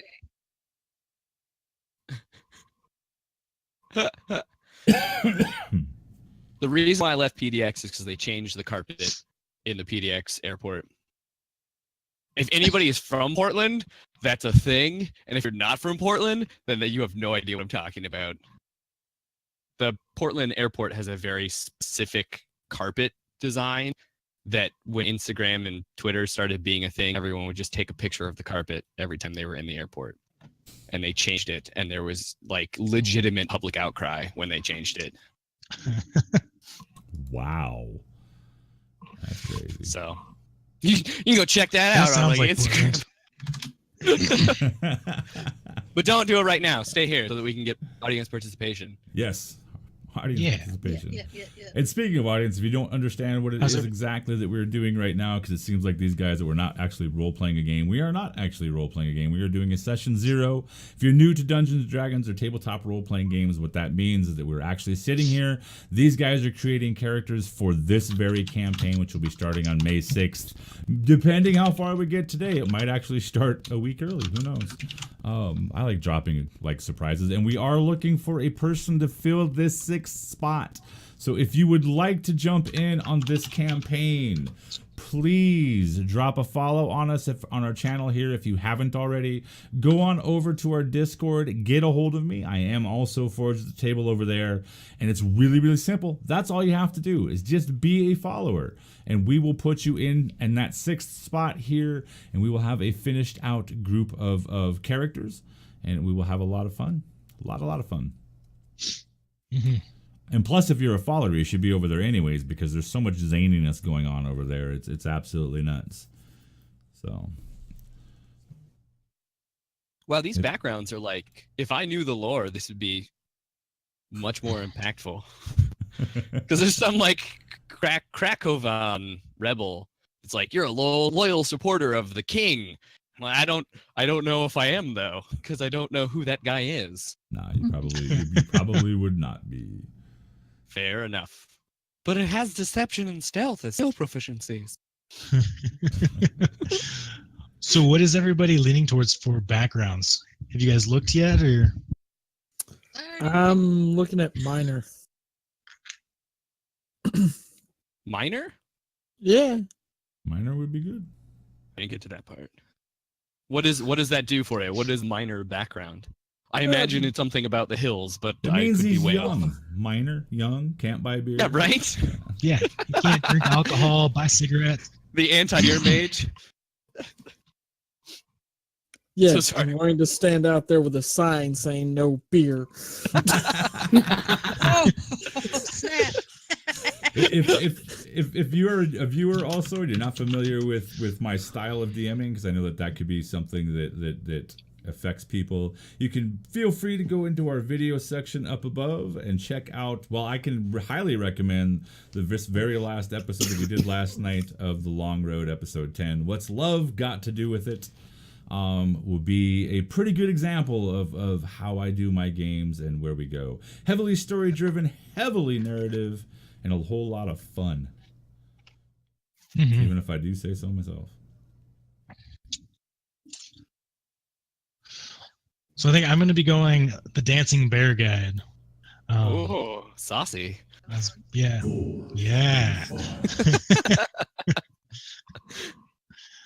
I As my am background. in my natural 20s. Thank you for the follow. Welcome to our unique and sometimes dysfunctional family. Looking forward to getting to know you. Welcome to the Mostly stream. Welcome to the dysfunctional. channel. Go ahead and get on over to our Discord. Get over there. Like I said, folks, we will be jumping in over onto our voice chat after this for a little while, just to kind of hang out and meet some people and all that.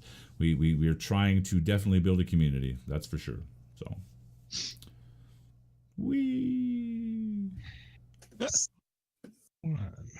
just ignore the bloody D20 behind me too. That's not an indicator of what's to come at all. I don't want to die. No, we're not screwed at all. That was actually what I was going to use because I wasn't sure if Jens was going to make it today. So I had that in her position, the bloody one, just as kind of like, okay, Jens, we're going to play this way, huh? I am here. Just remember who made you laugh before you try to kill me.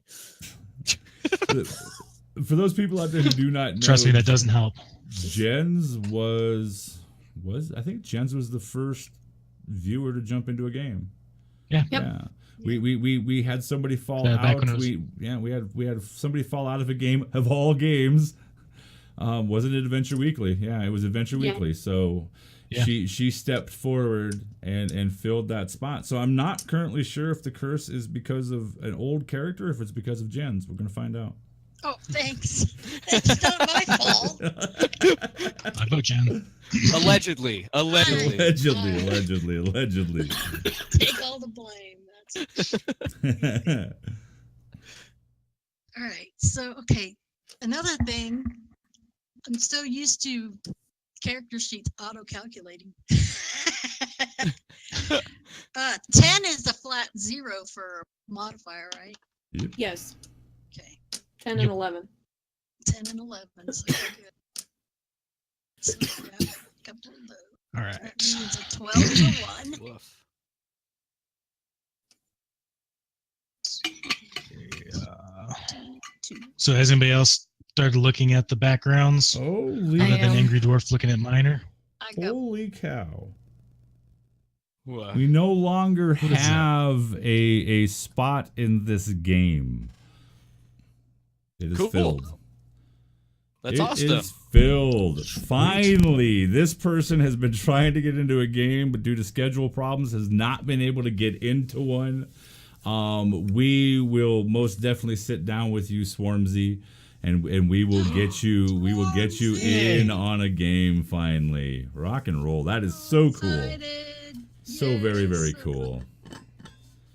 So for those folks who are looking for games, this is not the only game we have going. That's for sure. We have at least 10 more spots opening up in May in games. So if you still want to play in some games here on the channel, and there might be some one-shots of other sorts of games coming up. So don't lose heart that Swarmzy stole this spot. Lots of games. So many games. Okay. Chuck, What? do you have a list of the languages in the World Book? Let me go check for you, said you want to be difficult. I get one. I'm good for Um, languages too. I'm out of the frame. Chuck, I have a question as far Yes. as backgrounds go. The one that's stealing my attention right now is Mountain's Witness, Okay. in which I make a bargain with the master. It has a riding horse with a saddle and an explorer's pack and a set of traveler clothes. Can I change that to be character specific, like a riding dog? Yeah. Yeah. And possibly like a prisoner's kit? Yeah, we can do that. Okay, cool. We can definitely do that. As Plus, far that as gives the- you another way to talk to me in my head. Yep. As far as the languages, I do not see a list right now. Although this book is massive, I should just pick up the actual physical copy because I'm much better with that. But I do not see one right off the top of my list here. I'm sure there is. You could also just pick one of the races that are in the Hero's Handbook too, which would work. Yeah. Something was gonna be my interesting to second look at, guess, gents, might be the Mystic of Baba Yaga. What was that? I'm You're reading gonna be through that one, and it's kind of interesting the for Baba Yaga. background. Look, I put one in there. Check that. Oh, did you? There was so many. And What I'm did you not that choose? creative. I put the be mean scholar. The mean. Okay. Nice. I'm gonna look at that other. Gosh, there's a bunch of. The what mystic? What is it? It's Mystic of Baba Yaga. I see. I see. I see. Such a fun story, just IRL, the Baba Yaga or Baba Yaga, however you pronounce it. I was very interested in like Norse and Russian folklore for a while. I'm Mhm. not saying it's because there was an attractive woman who spoke Russian and I wanted but it might have been why I got into all the mythologies from that region. But that was a really fun time to learn all of the weird and strange things that those mythologies have in them. Yeah. They are, I mean, the Norse mythologies also have some strange things in them. Norse is not one of the languages. This isn't Norse Midgard. Sorry, I'm just saying in real I'm life. talking to Oh, Connor! Whoops! I am in my I natural. accidentally slipped into 20s that region. conversation. My apologies. No, it's all right. It's all right. Yeah, we'll kind of go over it. We're also going to be using the status rule also in Midgard. So we're going to be doing that here also. So before you get too crazy with your backgrounds, Okay. we'll be going ahead and doing that. I'm thinking about it. We'll see. We'll probably do that after the break, which I think right now would probably be a good time to take that break. So, ladies and gentlemen, we are going to slip away to a break right now. We're going to be gone for about 5 minutes or so, just long enough to get water refilled, check on the cats, give a hug to my wonderful wife who is sitting there in the Buffy girl position. And we'll be back in about 5 minutes. We will come back and we will do the giveaway for the PDF of the Midgard World Book, and then I will announce how it can be done that you could win yourself a hardbound copy of the Midgard 5e Heroes Handbook at the end of this stream. And then I have a couple more announcements, and we will get back into this. We're going to start working on finishing these guys' characters out and get into a little bit of the background story and all that stuff, including status and all of that good stuff. Appreciate you guys coming and hanging out with us today. We will see you in just a few moments.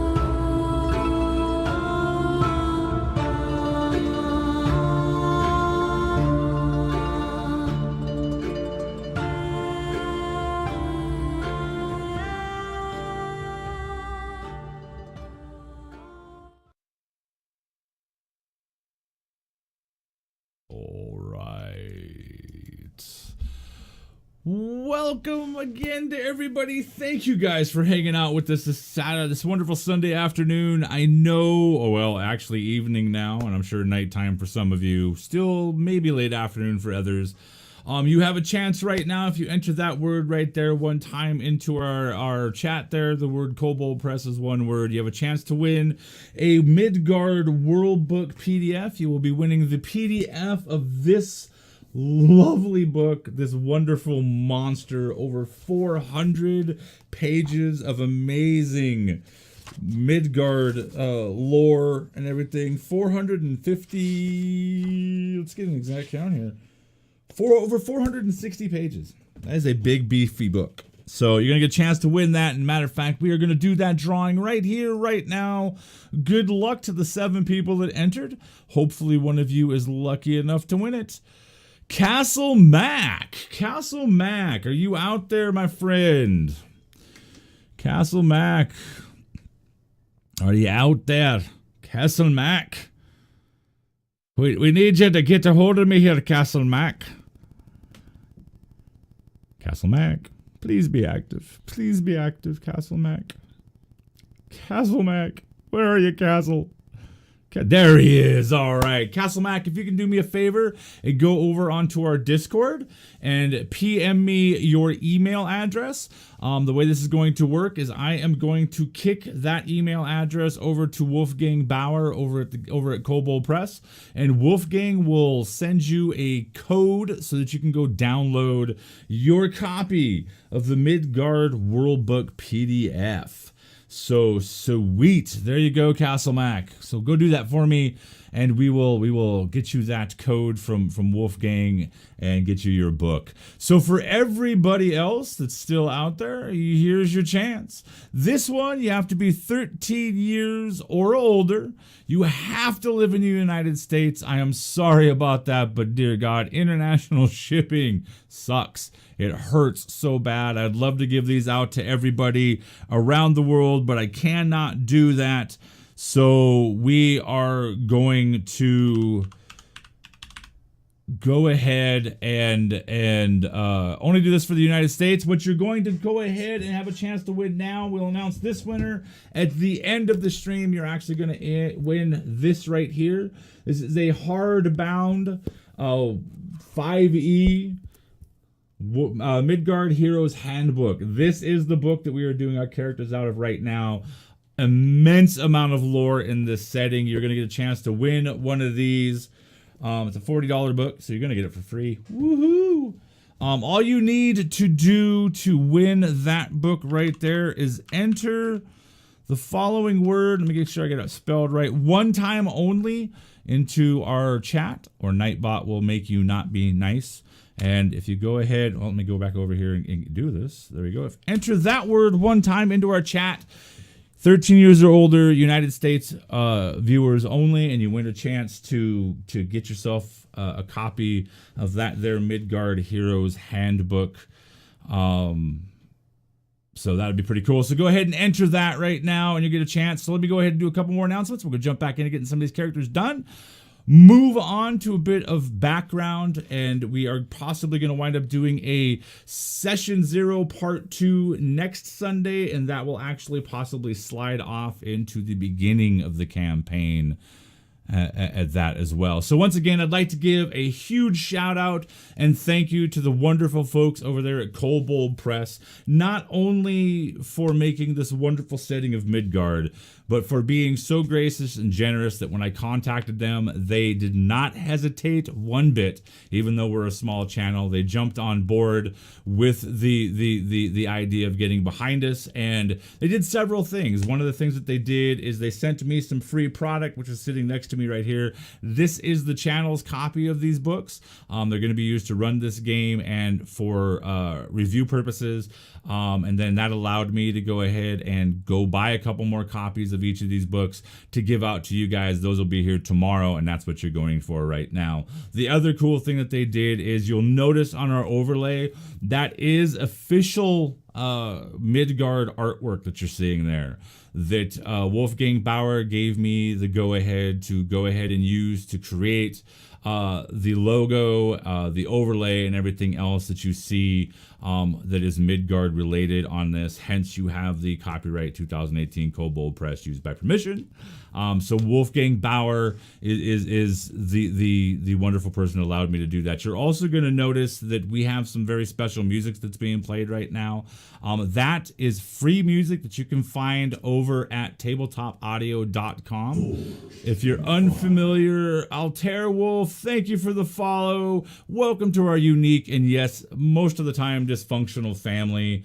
We're going to go do that. Well, hey, Castle, when we get done here, we'll probably come over there and say hi to you. Have a good stream, my friend. But yeah, so go over to tabletopaudio.com. They are a free site. They have some incredible 10-minute sound loops that we use in a lot of our games.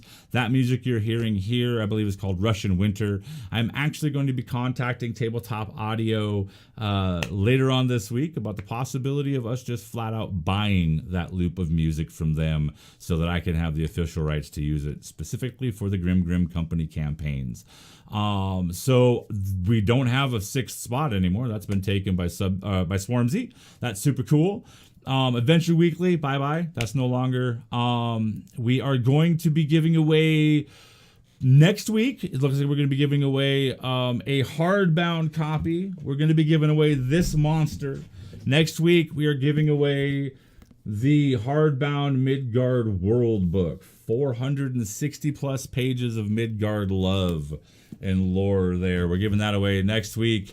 If you want to get involved in the community to possibly play in some games and all that, just drop a follow on our channel, get involved over on our Discord, and we'll get you guys into some games for sure. We're running 2 art contests, so go check that out if you're an artist. And please stick around after our stream today, because one of the things that we believe in doing is trying to build a tabletop gaming community, not just our channel. We believe in spreading it around and showing off other channels that are doing likewise similar things that we're doing, and we believe in giving love, sending our viewers over to them and exposing them to our viewers and our viewers to them, and just kind of helping grow this whole community we've got going on here, which is absolutely a fantastic thing that's been happening. So for those of you that are new, that do not understand what exactly it is that we're doing here, we are doing what's called a Session Zero. These guys are currently in the process of doing the crunchy part of making their characters for this campaign, which is the further adventures of the Grim Company, which, as you can see, is set in Kobold Press's amazing setting of Midgard. So yeah, if you want to win a chance to win a hardbound Midgard Heroes Handbook 5th edition, enter the word Wolfgang just one time in our chat, and you're going to get a chance to win that bad boy. So now I'm going to send it back over to our wonderful players and let them continue making their characters for this campaign. Hold on, let me turn you guys' volume on. Woohoo! There you go. Now you can talk. That really helped. Now they can hear you. All right. Can you hear me now? Can you hear me now? We back. All right. So how's everybody's characters coming? Good. I actually realized my scores were wrong. I forgot to give the +2 to my dex and the +1 to my intelligence. Nice. So now I'm good. Yay! All right.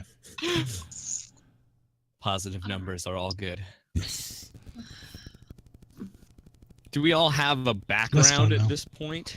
That we No. No? Okay. What are you leaning I towards? said I'm.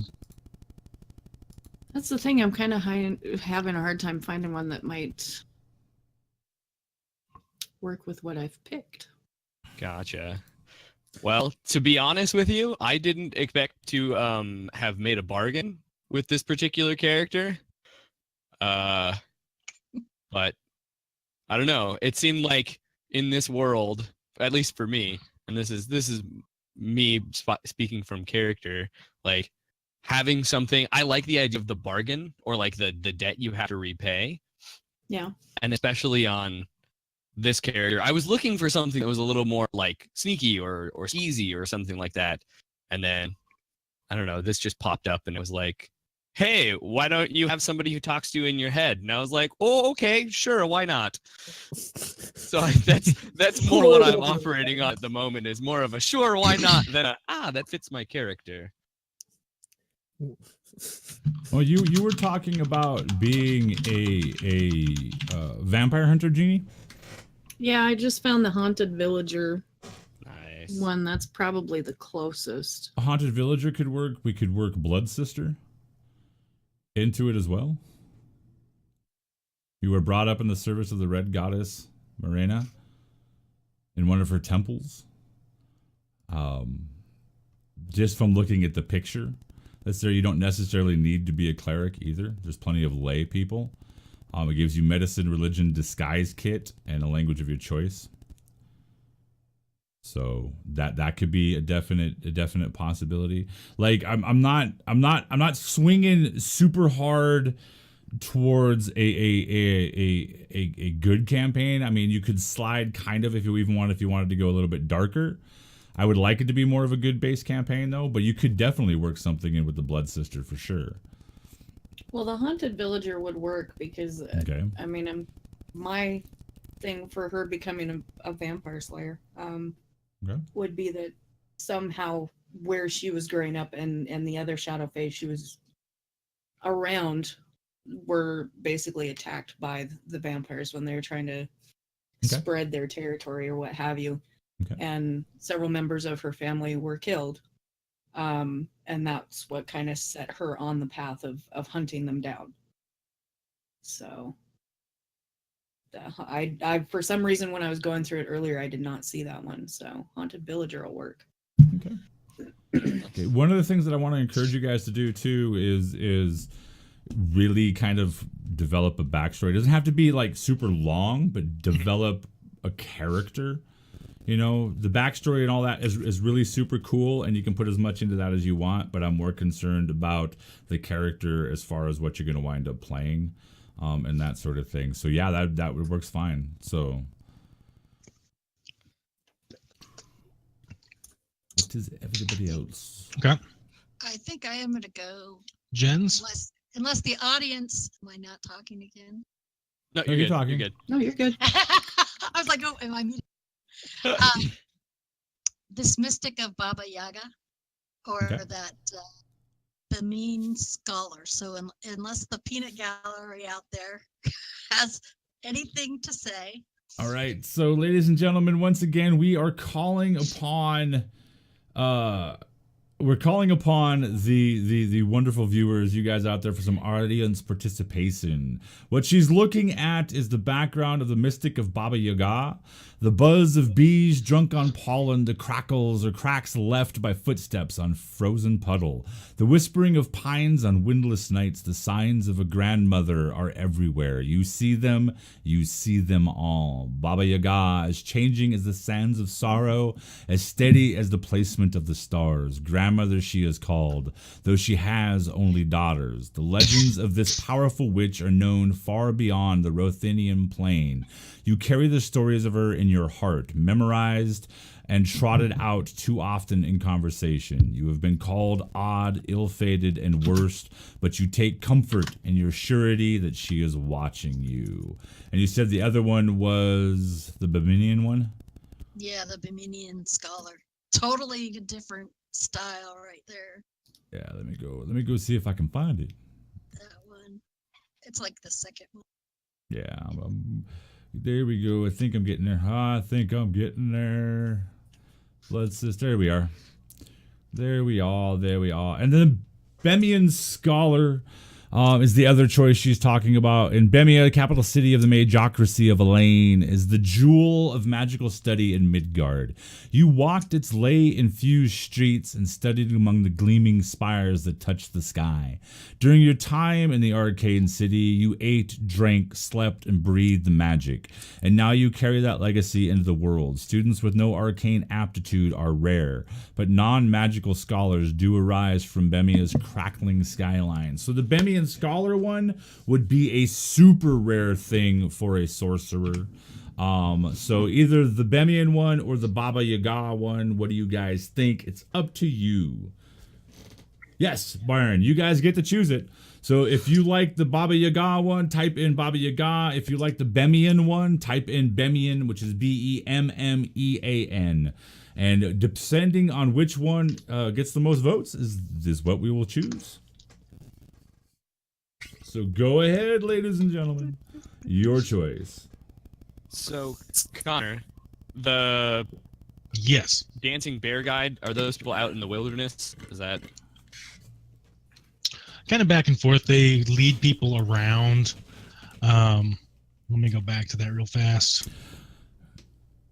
I'm pretty sure it's going to be Baba Yaga. Where did you go? Yeah, Jens, I think we're going Baba Yaga. I just think Baba Yaga. This is- Everybody likes to say that. Baba Yaga. Yeah, so I think we're definitely going with that one for sure. possible And comeback? again, we can always tweak things. We can always change things a little bit. I want to stick as much as we can to the lore and the flavor of the setting, but like I said, we have a good Lion Cleric in the other game that is a follower. I'm not going to say worshiper, but he is definitely a follower of Hecate, which in this setting is an evil goddess. So he's just having to sit down and draw up how it is that his relationship with that goddess developed, how he worships her, calls upon her, and all of those sorts of things. So you're going with the Dancing Bear Guide. Yeah.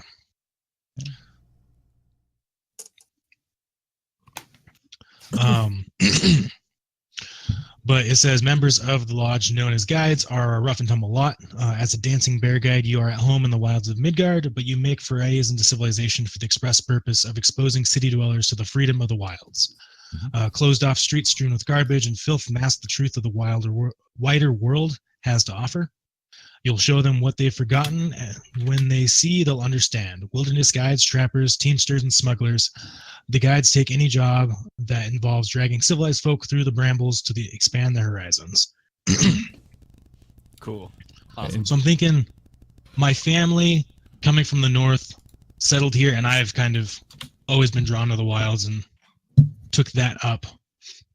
And that's why I'm always coming back to Zobek. Visit my family and pull more of you civilized wussies out into the woods. Well, and also keep in mind that these are just backgrounds. It could be something that where your character comes from that, and for some reason there was a split, and you've left that background behind. It could be a case that you started out as a dancing bear guide, something happened, betrayal, something dark and mish, whatever the hell, as an example, and you've separated from that. You're no longer a guide, but that was just your background. So the skills and stuff represent what you would have picked up. So, hey Necro, how you doing, my friend? Haven't seen you in a while. Hope you're doing good. So Gotcha. Cool. Well, I think that is a way that we may have met. Because my character left his family to move in with his chosen family of a little crime syndicate. And I was supposed to be, because I was the one with the good face of the rat folk. I got one less snaggletooth than what you might find elsewhere. And so they were sending me out to go to another town and set up the criminal network between them, be the go-between. And so I hired you as a guide. And then halfway through that, we had to go past this mountain, the mountain with the masters on it. Yes, I had braces. My parents were really, really they saw that I had this opportunity to be a more attractive rat person. And so they tried to get me, all prettied up and dolled up, and they gave me braces, and they straightened my teeth out. They still couldn't get that one. They still couldn't get that one that was off to the side, but you can't get all of them. And then as we were going past the mountain, that's when they hit me with the bargain. So you don't know that I have the bargain, but you were there when it got started. Okay. If that could work. Makes sense. That's how we became introduced. Friends. Was that cool? That works for me. Okay. cool. I'm hoping you guys are writing this down so that you guys can send this to me. You got it. Gotta get my notepad back up. Matt's writing it down. That is correct. Matt is writing it down. So you guys still planning on doing the whole back alley thing where you're his muscle and all that? Yeah, so I think that maybe after the bargain was struck, I kind of told you that I could pay you more and get you to see more if you were specifically my muscle. You know, get to see your family more. Yeah, like we became friends on the road, and so every now and again you like, hey, can you come intimidate this guy for me? Back me up. Yeah. I come and nab you for odd jobs here and there, and pay you enough, and then send you off to. Because sometimes we need things sent to different places, and instead of sending a rat folk, having a trollkin to just kind of walk it there himself means that one less of us is out of the country, and you get to go enjoy the wilderness. That works. That fit? Okay, cool. I'm gonna write this up, so I'm gonna go quiet for a little bit. So and I'll be back. So Jeannie, what are you kind of leaning on? I know you decided to go haunted villager and all that. So exactly, like, have you kind of given any thought to because we're looking at Morgo, Doresh, or Krakova for where kind of a haunted villager comes from. So basically anywhere in the Blood Kingdoms. What's your story? Do you have any kind of idea or inklings? Well, that's kind of what I was going to discuss with Jens here, because my idea is that we had lived in the same area. Obviously, it was like a family type group. Okay. So it was, whether we're cousins or whatever, we both had family members. Basically, almost all of our family was killed. And through my drive for revenge against these vampires, maybe in the different areas we were going, she found her way to, the ability to be taught for her background in our travels. But it's kind of the overall gist that I've thought of so far. Obviously need to flesh out a little more of the details. But I kind of want Jens's input if that's something that she's cool with, or if she wants to do something else. Nope, I'm totally cool with that. It's that I don't know how close of a relationship you want us to have, but whatever. That's kind of where we're at. Is, do you want to be cousins? Do you want to be sisters? Do you want to be, what would you be comfortable with? I'm cool with either. I'm going with the Baba Yaga. That's so funny. Yep. And I guess, who is it? Is it Matt that has somebody talking to him in his head? Because that is correct. Because I might also have somebody talking to me. Yay! I'm not sure. I got to read that a little more in depth. Oh, we got the crazies background, but she definitely has this relationship with the grandmother. Okay. And I could say, I just broke my pen. Wow.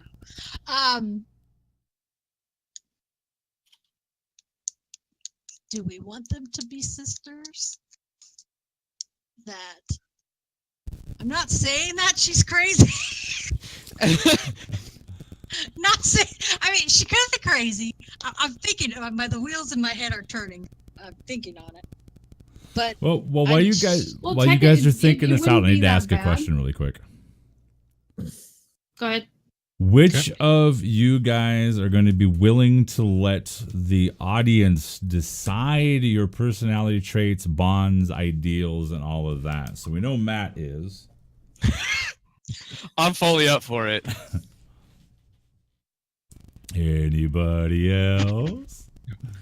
I'm tempted to, but since I gotta follow a deity, it's. We're not talking about deity. We're talking about your background, your personality traits, and all that. Flaws and such. Flaws and stuff. It's listed underneath your background. Things from your background. Yeah, I know. I kind of figured if, say that I was following one of the deities and my background and stuff conflicted so bad with it. That's what I'm worried about. We can make it fit. Okay. then so It's be up it. to you, I'll though. I look mean, into it. do whatever you want to do. If you don't want to, then we don't have to. I don't I'm okay mind. with it, too. Connor? I actually already did all mine. We'll be doing the mechanic stuff. Oh, this guy. Genie.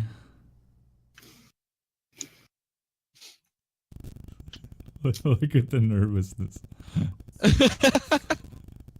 Well, I kind of had an idea of where to go, but I'll say yes. Really? You sure? You let's don't go have for to. it. You don't have to. You don't have to. Jen. Because I'm gonna have, a crazy cousin or sister with me, so it'll be making it even more interesting. Yeah, I'm cool with letting them. Alrighty. So I'm gonna. Okay. So Connor's already done his, so he sucks. Dang. We're gonna let Angry go ahead and do his. No, I said I'm fine with them doing it. I mean, that was my only conflict, but since you said it won't have. We'll make it fit. We'll make it fit. Okay. You guys need to write it down though with what they come up with. So we're gonna go ahead and do this. I'm gonna start with. We're gonna start with. Okay, what's your background, Matt? My background is the Mountain's Witness. All right. Okay, ladies and gentlemen, we are going to let you guys decide all of Matt's wonderful background necessities, those wonderful things. So for you folks out there that have actually been with the channel for a while, you will remember back when we used to do characters and all that sort of thing during the DM's designs or that sort of thing. We're gonna kind of get back to doing that right here, right now. We're going to go ahead and let you guys go ahead and choose Matt's characters or to roll Matt's character's background trait. So we're going to start with his personality trait. So let's go ahead and have you guys roll a d6. I'll take the first two numbers and we'll decide which one of those we're going to have be Matt's character's personality traits. Oh boy. Oh. I know. What did we get into? 2 and 3. All right. So 2 Oh, God. is the bargain has made me paranoid. And 3 is I love to see new things and meet new people. So we're going to have paranoid or new people, folks. Paranoid or new people. I would at this point like to put out a plea to be nice, but I know that that's not how this works. So just lay it on me and I'm ready to role play. Let's go. New people or paranoid? Paranoid it is. Wow, yeah, paranoid. That's for Is it? sure. Oh my god. Yep. So Well, the if you're bargain gonna have a has voice made. inside your head, that's gonna work just fine, anyways. Yeah, Oh, the- there's the- some other ones like my flaw. I'm really hoping that this goes with one specific flaw that I can't say. The bargain has made you paranoid. All right, you got it. So we're gonna see his ideal next. Once again, roll me 2d. Somebody roll. I just need 2 rolls of a d6. The first two numbers that come up, we will announce those, and you guys will choose what they are. And this is for his ideals. A 6 and a 4. All right, so 6 is knowledge. Knowledge is the only true resource. I must give it to receive it, which is any alignment. And the other one was a 4, wealth. Money moves mountains. So is it going to be money or knowledge, folks? Money or knowledge? Like I said, this is how we get you guys involved in what we're doing here. So you guys just don't get to sit there and watch. You got to participate. I like both of those, so thank you so much for the lovely. All right, wealth it is. Wealth it Oh. is. Okay. We have wealth. Yep, money. All right. So Copy pasta. bond. So roll me again. I need 2 rolls of a d6, 2 numbers between 1 and 6. I'm waiting for somebody to go 4. Be like, oh, we don't even have to discuss it. Don't even have to discuss it. It's already chosen. 1. Need 1 more roll, folks. Now, the only way that this could be more ridiculous is 3. if somebody had a version of this handbook and was just sitting there going, ooh. Yeah. So 1 is I will do my time, then reap my reward. And 3 is I will see the world, meet with queens, slay my enemies, and be judged worthy of a place on the mountain. So queens or time? What? Can I just say, please, not 3? I can't do that with blow dart. Queens. Queen. I think I sealed my fate there, haven't Queen. I? Yeah, queens. It's queens. So it's number 3. I will see the world, meet with queens. Thank you, Vice Girl. I appreciate it. Coming So we through got with the time. queens. And now his flaw, ladies and gentlemen. We need 2 rolls of a d6. I need 2 numbers, 1 to 6. 1 to 6. Post those in the chat and we'll find out what his flaw is. And right there, we're about ready to rock on with. We got a 5 and we got a 3. Swarmsy, thank you as well. 5 and a 3. I am terrible with money. No! Oh dear God, I love 3. So we have 5, I'm terrible with money, or 3 is visions of the 11 hells appear before me at inopportune times. That's a DM flaw, ladies and gentlemen. That's something that I could throw at him. You can already talk to me in my head. So hells or terrible money. Visions, yes. Visions or money. Visions. Why not Like you're both? saying visions. No contest. Visions. Yep, we're going visions. So it is Thank you visions so of much. the 11 hells appear before me at inopportune times. I love it. I get to talk in his head, and I get to have the 11 hells show up.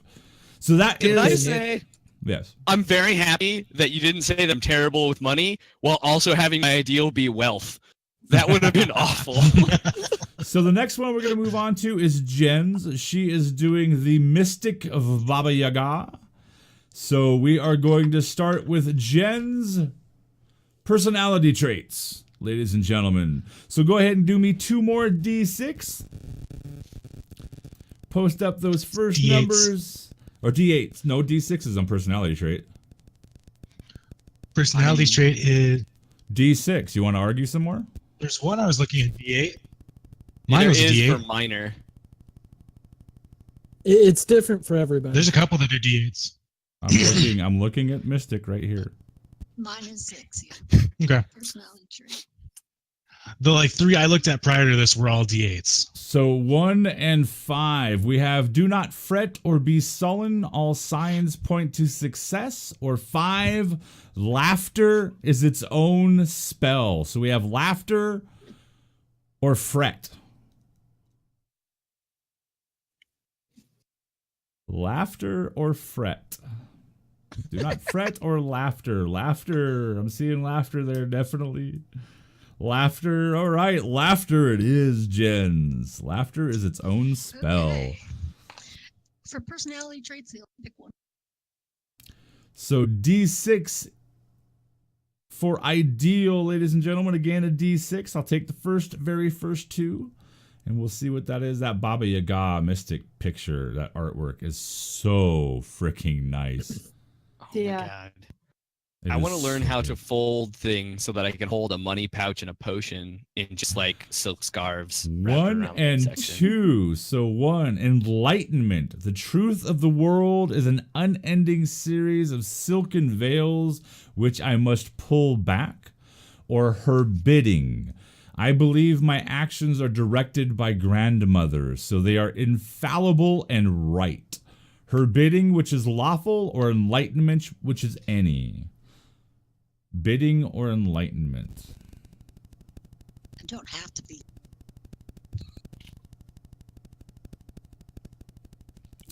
Bidding? I'm seeing bidding.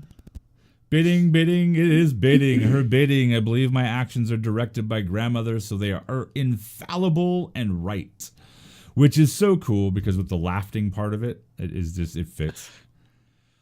So we need to find out her bond, ladies and gentlemen. Go ahead and give me 2d6 rolls once again, and we'll figure that out. For those people that are just now tuning in, we are doing a session 0 for a very special campaign. I'm running 2 campaigns on this channel that are both going to be starting in May, or possibly this one will be starting next week. We don't know yet. Which is Midgard setting, wonderful setting, and we are working on the backgrounds. We are allowing you guys out there to help us decide on those backgrounds. I have a 6 and a 5, so 6. Baba Yaga and I will rule Midgard together. And 5, I will wed a Vila. Our child shall bring the end of things. So the end of things, or Baba Yaga and I will rule. So Baba Yaga or end. Fun guy. Cool. I want to rule the world. End Come of on. things, wedding I wanna bells. rule the Oh, we have a world. split. We have a split. End. One more. End of things. Oh, Okay, so end gosh. of things. Baba Yaga and I will rule Midgard together. It's some interesting. Wait, which one do character. I win? You win. Baba Yaga and I will rule Midgard together. Number 6 on the bonds. Number 6. And finally, we need her flaw. So roll me 2 more d6, folks. 2 more d6, and let's find out her flaws. Oh my goodness. I love involving the audience. This is fun. 2 and 4. 2 and 4, we have my behavior is often erratic and off-putting to others, or having been rejected as eccentric. I am slow to trust and warm to others. So eccentric or erratic. Whoa.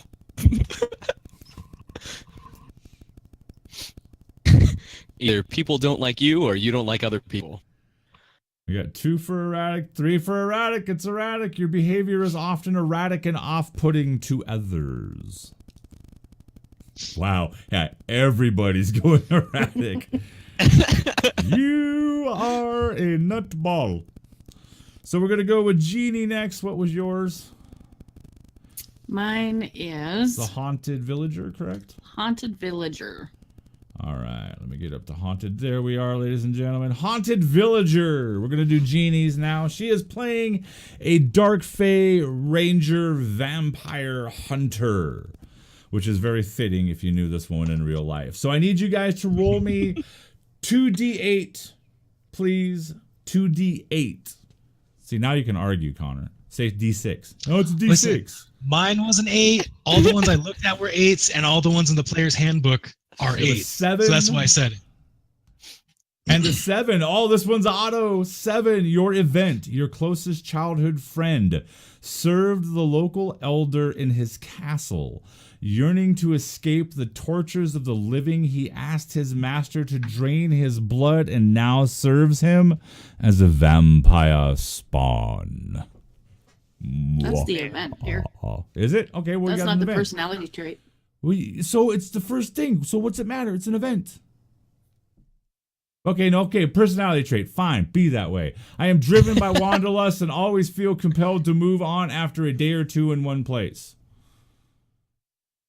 Splitting the party before we even start.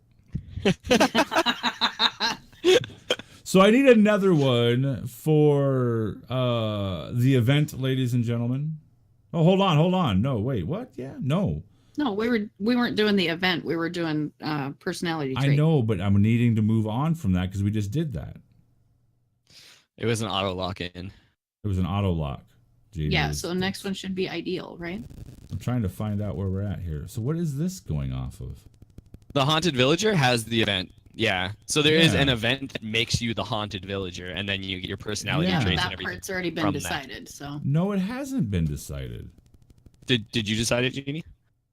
that was the background that me and her had our family murdered. Oh, cool. Oh, okay. At least that's what I was going off of anyway. That would have been the main event that would have caused.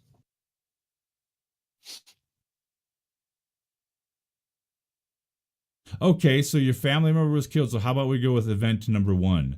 You were living in the electoral kingdom of Krakova when the vampires of Morgu and Doresh invaded, and you watched your family, or your family, is that what you're saying, got murdered? Your family get eaten by a pack of ghouls. How about that? There. That We're not works. gonna let everybody else decide. Can we let the audience decide the rest, or Yeah, that's what I was talking about earlier. are you sure? Yes. Anyways. Don't be threatening my barrel in the other one. All right, guys. So I need her ideal. If you would be so kind as to roll us 2d6, and we'll get to work on that ideal. Post up those first 2d6 numbers, and we'll get to going on this. Barrel. If anybody doesn't understand, me and Jeannie, they're a Buffy girl. We're married in real life, so we got a 5 and a 5. Otto. We have retribution. I will have my bloody revenge. The end justifies the means. Evil. Doesn't have to be evil. That works. But you can work it. We'll work it out. We need a bond, ladies and gentlemen. Roll me 2 more d6. And we will take that. So we have a 3. The righteous Rob. And a 2. So we have the tools of my trade, or my last connection to my previous life. I keep them to remind me of what I once was. Or 3, I will return to free the people of my village from the Baron's tyranny. So freedom or tools of the trade.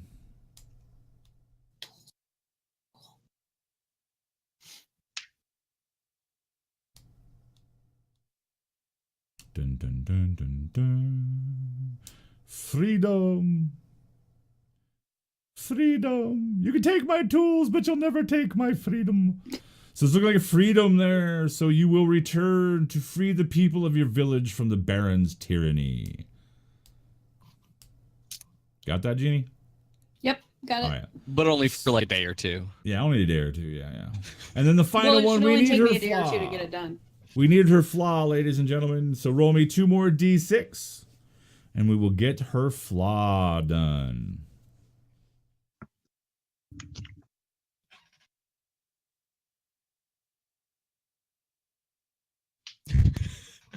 Yours, Baron. It is your tyranny. Let me pull this back up really quick. Wrong book. That book. There we go. So what we got here? We got a 6 and a 1. So number 1 is my dreams are sometimes so terrifying I wake up screaming because the turtle keeps murdering my nightmare dream children. I fit in, Bubbles. And the other one was a 6. A 6 gives us I secretly yearn to become an elder. Ooh. So does she secretly yearn to become an elder or dreams? Elder or dreams?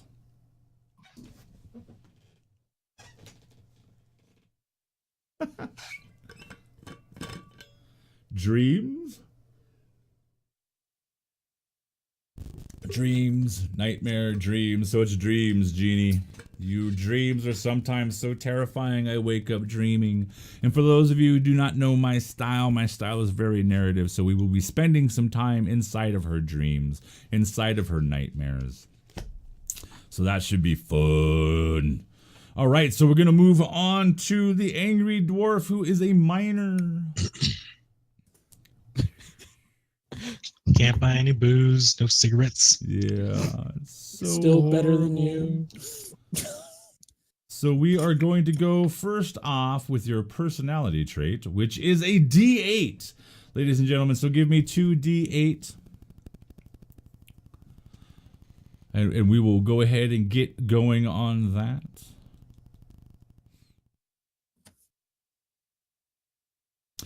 A 7.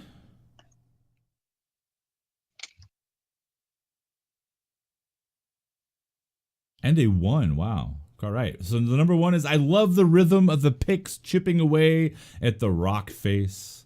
Or 7, I can tell you stories of things living beneath the earth that will make your hair stand on end.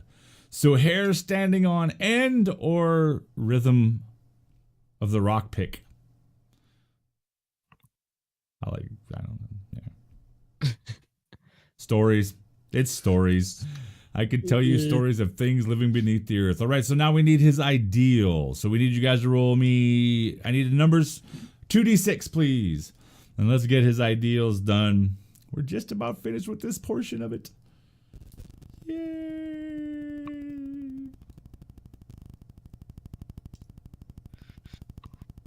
A 5 and a 6. Greed. I won't stop until I've plundered 10 times my weight in gold, which is evil. Or generosity. We should all share our wealth with those less fortunate than ourselves. Oh, that's so contradicting to both. All right, generosity or greed, ladies and gentlemen. Generosity or greed. Greed. Oh, man, you are some sick individual. Greed. This is my first time here, and these people know me already. So greed it is. Greed it is. His bond, D6, please, for his bond.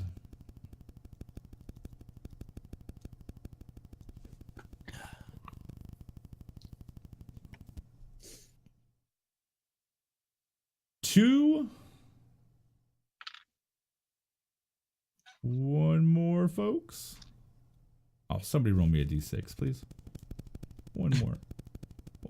There we go. 2 and a 4. All right. Thank you, Pat. His bond. 2. When my father died, my mother gave me his miner's lamp. I keep it polished and bright, just like he did in his memory. And 4 is a rival miner cheated me out of my lucky strike, and I lost out on a fortune. One day, I'll get my revenge. So revenge or father?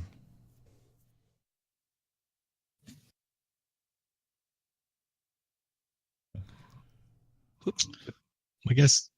That's Yeah, revenge. They're gonna go for revenge. Of course they're gonna go for revenge. Cheated, revenge. Yep, revenge it is. We have revenge. So much revenge going on. D6. Now we need his flaw, ladies and gentlemen. Roll me 2 D6. But Post see, up.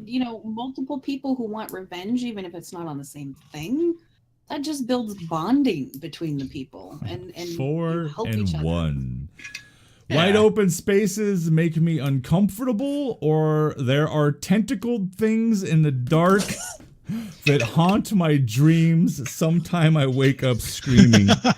So many Neither one of these are So good. dreams. Everybody else in the party is gonna need earplugs when they sleep. So dreams are open spaces. Tentacles. Yeah, I knew that was coming. Tentacles. So you got some dream issues there, my friend. How many of us have like visions or dreams going on right now? Is it all? Everybody but me. All right. visions, Thank you guys voices, out or there nightmares. in the chat.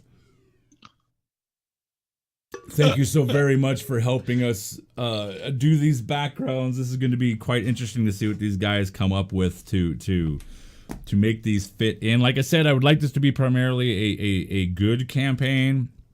I'll keep them on the straight and narrow, Chuck. But however, if you do feel the need to slide over into the not so good, we will have to do some discussing. And when I say discussing, I mean that you need to write me at least a page and a half backstory to let me know exactly how it is you plan on playing it and how it's going to affect things. If you send me a message saying, I want to be chaotic evil and steal everybody's shit, nope, not happening. Try to keep it good, though.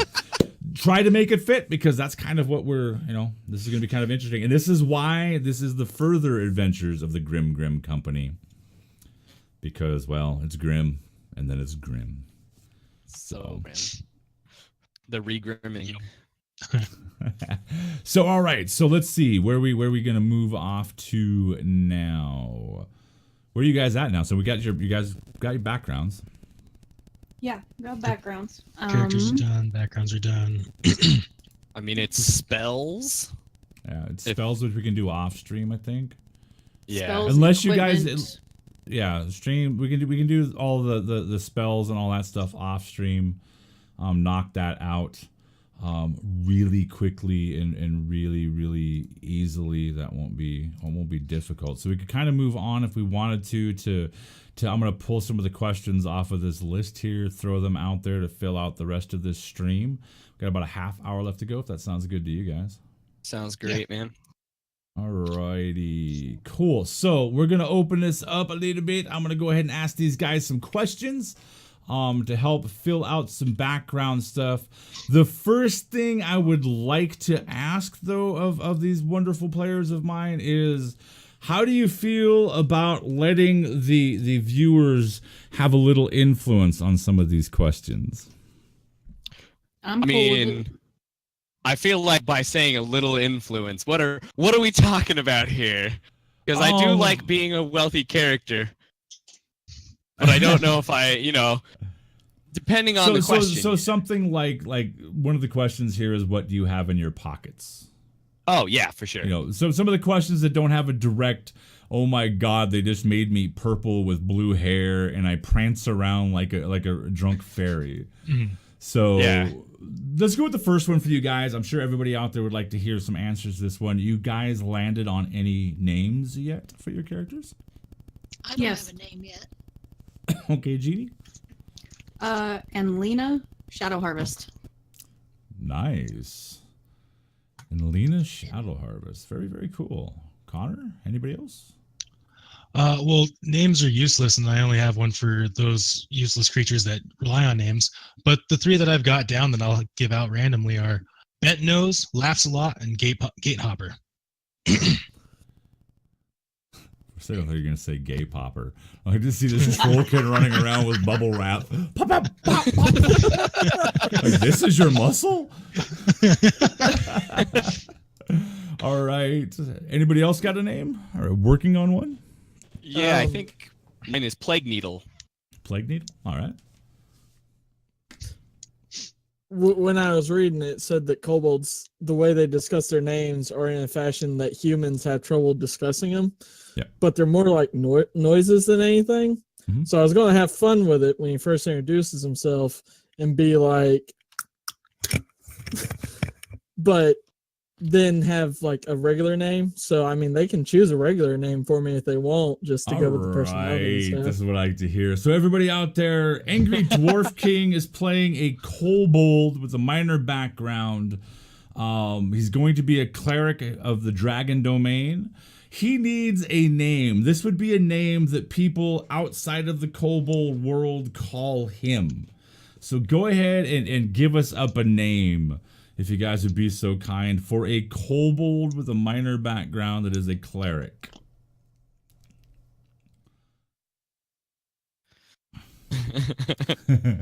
I know some of you are really good at names, so we'll go ahead and let you guys percolate on that. No, we're not going with Bob.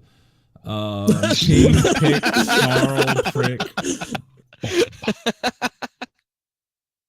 Toby. I could have fun with that. All right, Toby it is. We're going with Toby. Pickney. Pickney's also there. Toby Pickney? Toby Pickney. It would probably just be one or the other. It probably wouldn't be both. I mean, he is pretty charismatic. Like a Pickney. Toby Pickney. So it is up to you. There you go. Choose one of those that you want. We're not going to worry about where and when you were born. We'll probably get into that a little bit either next week, I think, on the part 2. Are you guys all down to meet back up next week? Definitely. Yeah. All right, cool. So we'll probably do about half of our stream next week, finishing these characters off. We'll probably play for an hour and a half or so.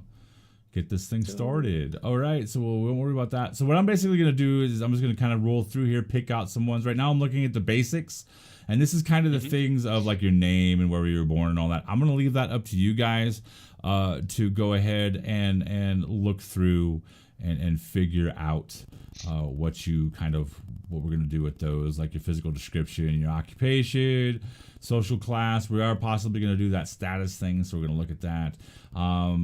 Allergies. Oh, Do you have any allergies, diseases, or other physical weaknesses? That's kind of an interesting one. Yes. I have a disease that I have to. That's why I'm proficient with the poisoner's tools. Okay. Is because the only way to counteract the disease is to poison myself. And so I've gotten very good at creating it. I'll figure out what disease it is, but that's part of my character. All right. Cool. Because I have to continually poison myself. All right. Anybody else have any allergies, diseases, or physical weaknesses? No. I'm seeing a whole bunch of no's. Sure. All right. Okay. I'll let the viewers choose something. Oh God. Troll Cannon Barbarian. Pyro Druid has a club foot and gout. This is a bad idea. There you go. First one. There you go. I am in my natural 20s. You have a clubfoot and gout. You have the pox, postnasal drip, allergic to gold. Wheat. That could be fun. I'm gluten intolerant.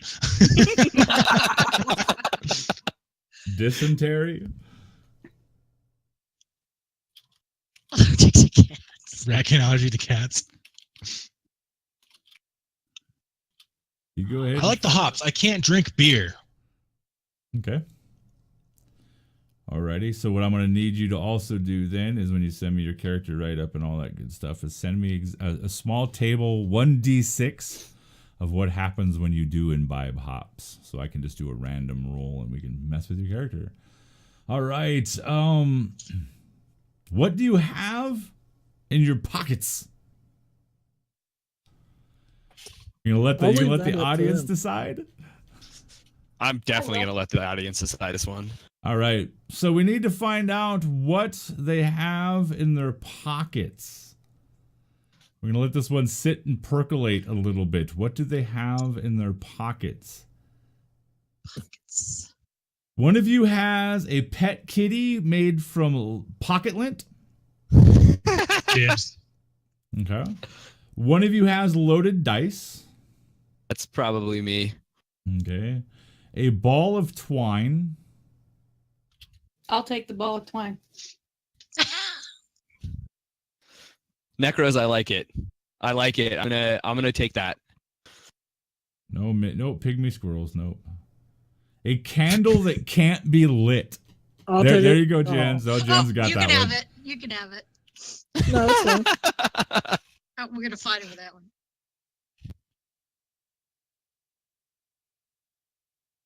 And then each of you has a 10-inch length of string too thin to be useful. It's Bandrix. Thank you for the follow. Welcome to our unique and yes, sometimes dysfunctional family. See, dysfunctional. Hey, a jar of dirt. One of you has a small jar of dirt. I'll take it since I'm a minor. All right. Yeah, there you go. The small So I have jar the of dirt candle. goes to the miner. The candle goes to Jen. Thank you guys. super appreciate it. For those people that are just tuning in or have just tuned in, this is Forge at the Table. We are doing a session 0 for a brand new special campaign. We're going to be running 2 campaigns set in Kobold Press's wonderful setting, Midgard. This is one of the 2. This is the Further Adventures of the Grim Company. The other one is the Misadventures of the Grim Company. So, okay, we're going to move on here. So basically the one thing I definitely want you guys on your own time is any of the questions there in that basics section, definitely get those ones answered. That's a lot of that character stuff like the quirks and that sort of thing. That will super help. Also, I mean, answer as many of these as you guys want to. The part like the past and beliefs or the beliefs and opinion ones is really good. So let's go down here to likes and dislikes. All right. So what is your most treasured possession? My candle that can't be lit.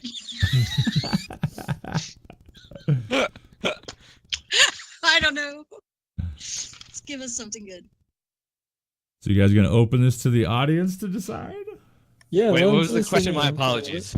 What is your most treasured possession? Ooh. You don't have to open it up to them. I don't think I'm gonna open this one up. All right. For Anybody my else gonna character. open it up? It's opened up for me. I don't care. All right. So a dwarf king, a kobold miner who is a cleric of a dragon god. He's a dragon domain cleric. What is his most treasured possession? We have a lucky amulet. Let's see if anybody else pulls off anything here.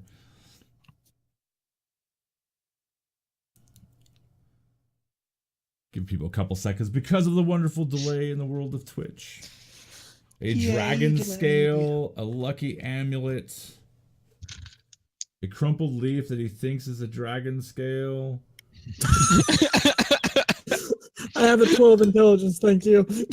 A black dragon scale, a single scale. So you have a single scale of a dragon.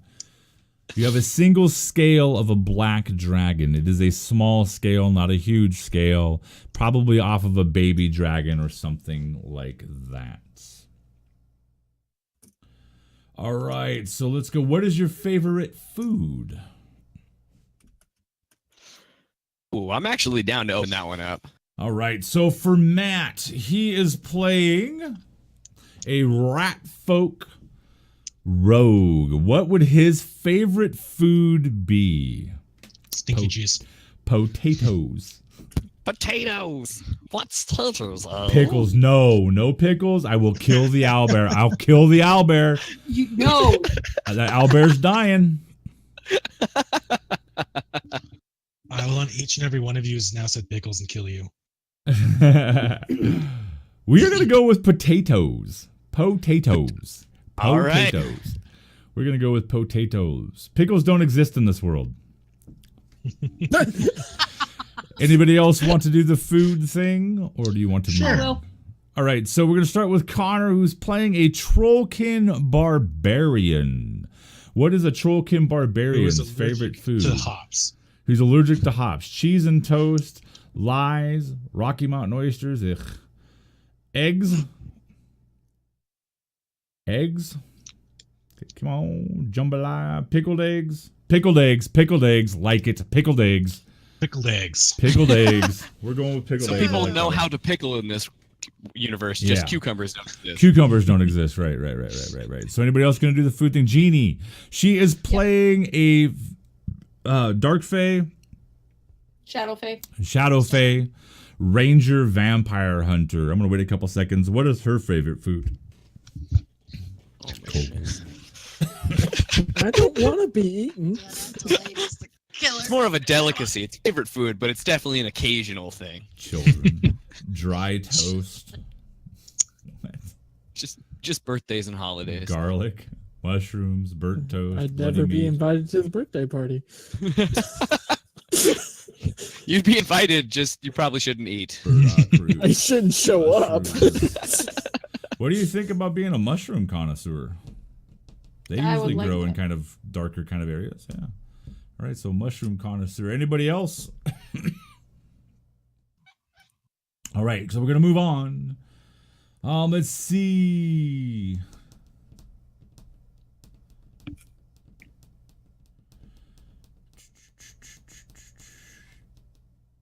Okay, we're gonna move on with that. We're gonna go to self images. Okay. Yeah, actually, let me see here. Oh, blue cheese is delicious in real life. So good. You're just wrong, Pat. You're Oh, wrong. I'm if that's wrong, then I'm totally okay with that. Mm, How about I was raised on it though. How about I'm not gonna do the greatest fear. I'll let you guys decide that greatest fear. But what do you think about a minor fear? A minor fear or like a minor phobia? I'll let them choose that for me. All right. Yeah. It So would be kind of cool because that would explain some of the nightmares. all right. So everybody gonna jump on the fear phobia bandwagon? Yeah. All right, Sure. so we're going to start with the Angry Dwarf. Again, we have a Kobold Miner that is a Dragon Domain Priest. We are going to go with spiders. The miner who's afraid of spiders. Yep. Now we're going to Hey, move just on. because you Go ahead. just because you're scared of it doesn't mean you can't hit it. So true. we have Means you hit it harder. Yes. we have a Ratkin. What do you think? Scared of bright lights? Mm, Thunder sure, and I lightning? can do that. Thunder and lightning? Afraid of Yeah, I dark? guess bright lights would work. Okay. All right. I can do that. Okay. These are minor too, by the way. These aren't like super major. Yeah. They'd be kind of fun things if I sit there say it's thundering and lightning and you cower into a corner. Yeah.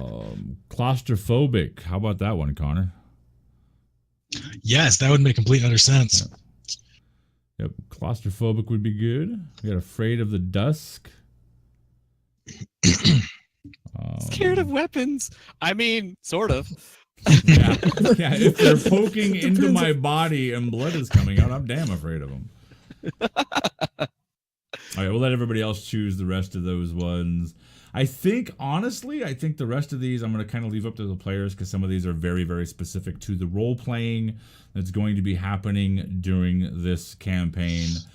Just so everybody knows, this campaign is going to be every Sunday, 5:30 p.m. Eastern Time. We'll be showing up next week with a 6th player in Swarm Z80, took the final spot, which will be awesome. We are going to start moving towards wrapping this show up. Please hang out with us for a little bit longer, though, because we're going to talk about a couple things, and we are going to give some shout outs, and then we are going to do a giveaway for this wonderful hardbound 5th edition Midgard Heroes Handbook that somebody's going to get a chance to win, and then we are going to go raid a wonderful channel out there, and then we are going to jump into our very own voice chat over on our Discord. If you want to come over and hang out with us, talk about what's going on, talk about this campaign, get a chance to maybe meet the players for a little bit, that sort of thing, we welcome you. We encourage you to come over there and do that. That's something we do after each one of our shows. So let me go ahead and just run down the spiel again. I would like to once again give a huge shout out to the folks over there at Kobold Press. If you haven't been over there to check them out, it's koboldpress.com. This is Wolfgang Bauer's company. That man usually doesn't need too big of an introduction. People usually know who he is. They stepped forward when I contacted them. They gave us some stuff to give away. We gave away one of those things earlier. We're giving another thing next week from them, as well as some hardbound books. They gave us the rights to go ahead and use the Midgard logo and all the art you see there on our overlay. For those people who are wondering who did that magnificent map in the overlay, you can go to Midgard Map. And you can take a look at it. That is Anna B. Meyer's work. She is an amazing cartographer. Does absolutely really stunning work. Anyways, so thank you to Wolfgang and the wonderful folks over there at Kobold Press. We're not an official Kobold Press stream, but that's something we're kind of talking about. I want to kind of move in that direction. This is one of 2 campaigns we got set in this. Let's see what else we got going on here. If you guys want to get involved in some games, I know that we have 10 possible spots. I believe it is in May, in 2 new campaigns that are opening up in May. If you would like to get into some 5th edition fun, to get involved in some games, we are always looking for players. All you need to do is drop a follow on our channel here, jump on over onto our Discord, and keep your eyes and ears open, and we'll try to get you into games as they open up. We are thinking that by the end of May, we will actually have 62, I think it is, followers and subscribers involved in our games. That is a huge amount of you guys playing in games, and these are campaigns. This fall, we're going to be branching out into a lot more games. We have some Doctor Who, City of Mist, one that I'm really looking forward to, which is Tales from the Loop. We're going to be doing some Fantasy Flight games, Star Wars, some Fantasy Flight games, Genesis, based in Terranoth. So many things coming up. Call of Cthulhu 7th edition. We're also looking for dungeon masters. So if you would like to be a dungeon master on a live stream, we cannot offer you any money. We're not making any money. But we will definitely offer you bonuses. We will shoot things your direction. We will hook you up with things. In order to do that, all you need to do is get a hold of me over on our Discord, drop a follow on our Twitch channel. Spots are very limited though, because the schedule is pretty full right now. Necrosis, it's actually its own game. It's not in D&D, my friend. So yeah, let me go ahead, and also we have a couple art contests going on. If you're an artist, you want to design a new logo for us, we have prizes that we're giving away for the selected one, as well as for our tier 3 $25 emote. If you want to get in on that, that is over there as well. Stick around for the raid, get a hold of us. We're gonna swing some things around here shortly. Let me go ahead though. I need to do some shout outs here, because people have been dropping in and showing and giving us the love. Let's see, Altera Wolf for the follow. It's Bandrix for the follow. Kaora for the follow. I'm in my natural 20s for the follow. Pat Adams for the host. That Matt guy for the host. Nerdcant, T Melanson, Bazurko 1215, Jacob for the bits, Stocky for the bits. Holy cow, this is insane. You guys are showing us so much love. So I'm gonna go ahead, I'm gonna send it around the horn. We're gonna let the players kind of close out with any final words that they may have. I'm gonna do one final announcement, and then we will go bounce out there and raid somebody, spread the love, because that's what we're about. We're trying to build an extended family, an extended community here on our channel. So we're gonna go ahead and do some of that. I think I've got my target. I'm seeing, hold on. So yeah, go ahead, starting with let me see, who do we want to start with? Let's go with an Angry Dwarf King. You got any closing words? Well, I appreciate you letting me join. It was fun, and I really do like the people who were paying attention, playing with us, helping us build the characters. I'm a little terrified of what this kobold is going to be like, but at the same time, I'm going to have fun with it. Worst comes to worst, you kill me or the group kills me, but everything will work out. All right, cool. Let's go on to Buffy Girl, the real boss of this place. I get to play a vampire slayer. That's enough for me. Pyro Druid Connor. I'm definitely looking forward to this. Like I said, as soon as Chuck showed me this and started talking about possibly doing something in here, and I saw the Trollkin, I was like, fuck, I want to play Trollkin Barbarian. That just sounds so great. So I'm looking forward to this. All right, Matt. This has been awesome. I'm super looking forward to playing this character and seeing where it goes. Being able to be a fun, charismatic ratkin. So thank you everybody who in the chat who participated and with Jack Walk for giving Jacob. us all extra Yeah, stats. Holy moly, that was super generous. Thank you so much. And Jen's the veteran. The veteran. The least time playing. I'm also very much looking forward to this campaign setting and a little different twist, because I mostly played just regular straight up D&D. So I'm very excited about that. Also very excited about, I love the audience participation. I love when they get to chime in. So I'm very excited for the change. That's all. All right. So let me close this out with saying once again, thank you to everybody out there that came, stopped by, dropped bits, follows, all that good stuff. We super appreciate it, and we welcome you to the Forge at the Table community. Again, we have an active Discord if you want to get involved over on our Discord. If you want to get involved in games, either as a player or a dungeon master, drop a follow on us here on our channel, and we will get involved over on our Discord, and we will try to get you in on as many games as we can. Right now, things are pretty tight, but like I said, we have 10 spots currently opening up throughout May. We have 5 dungeon masters right now. I'm currently talking to 2 more dungeon masters to possibly add in 2 more campaigns.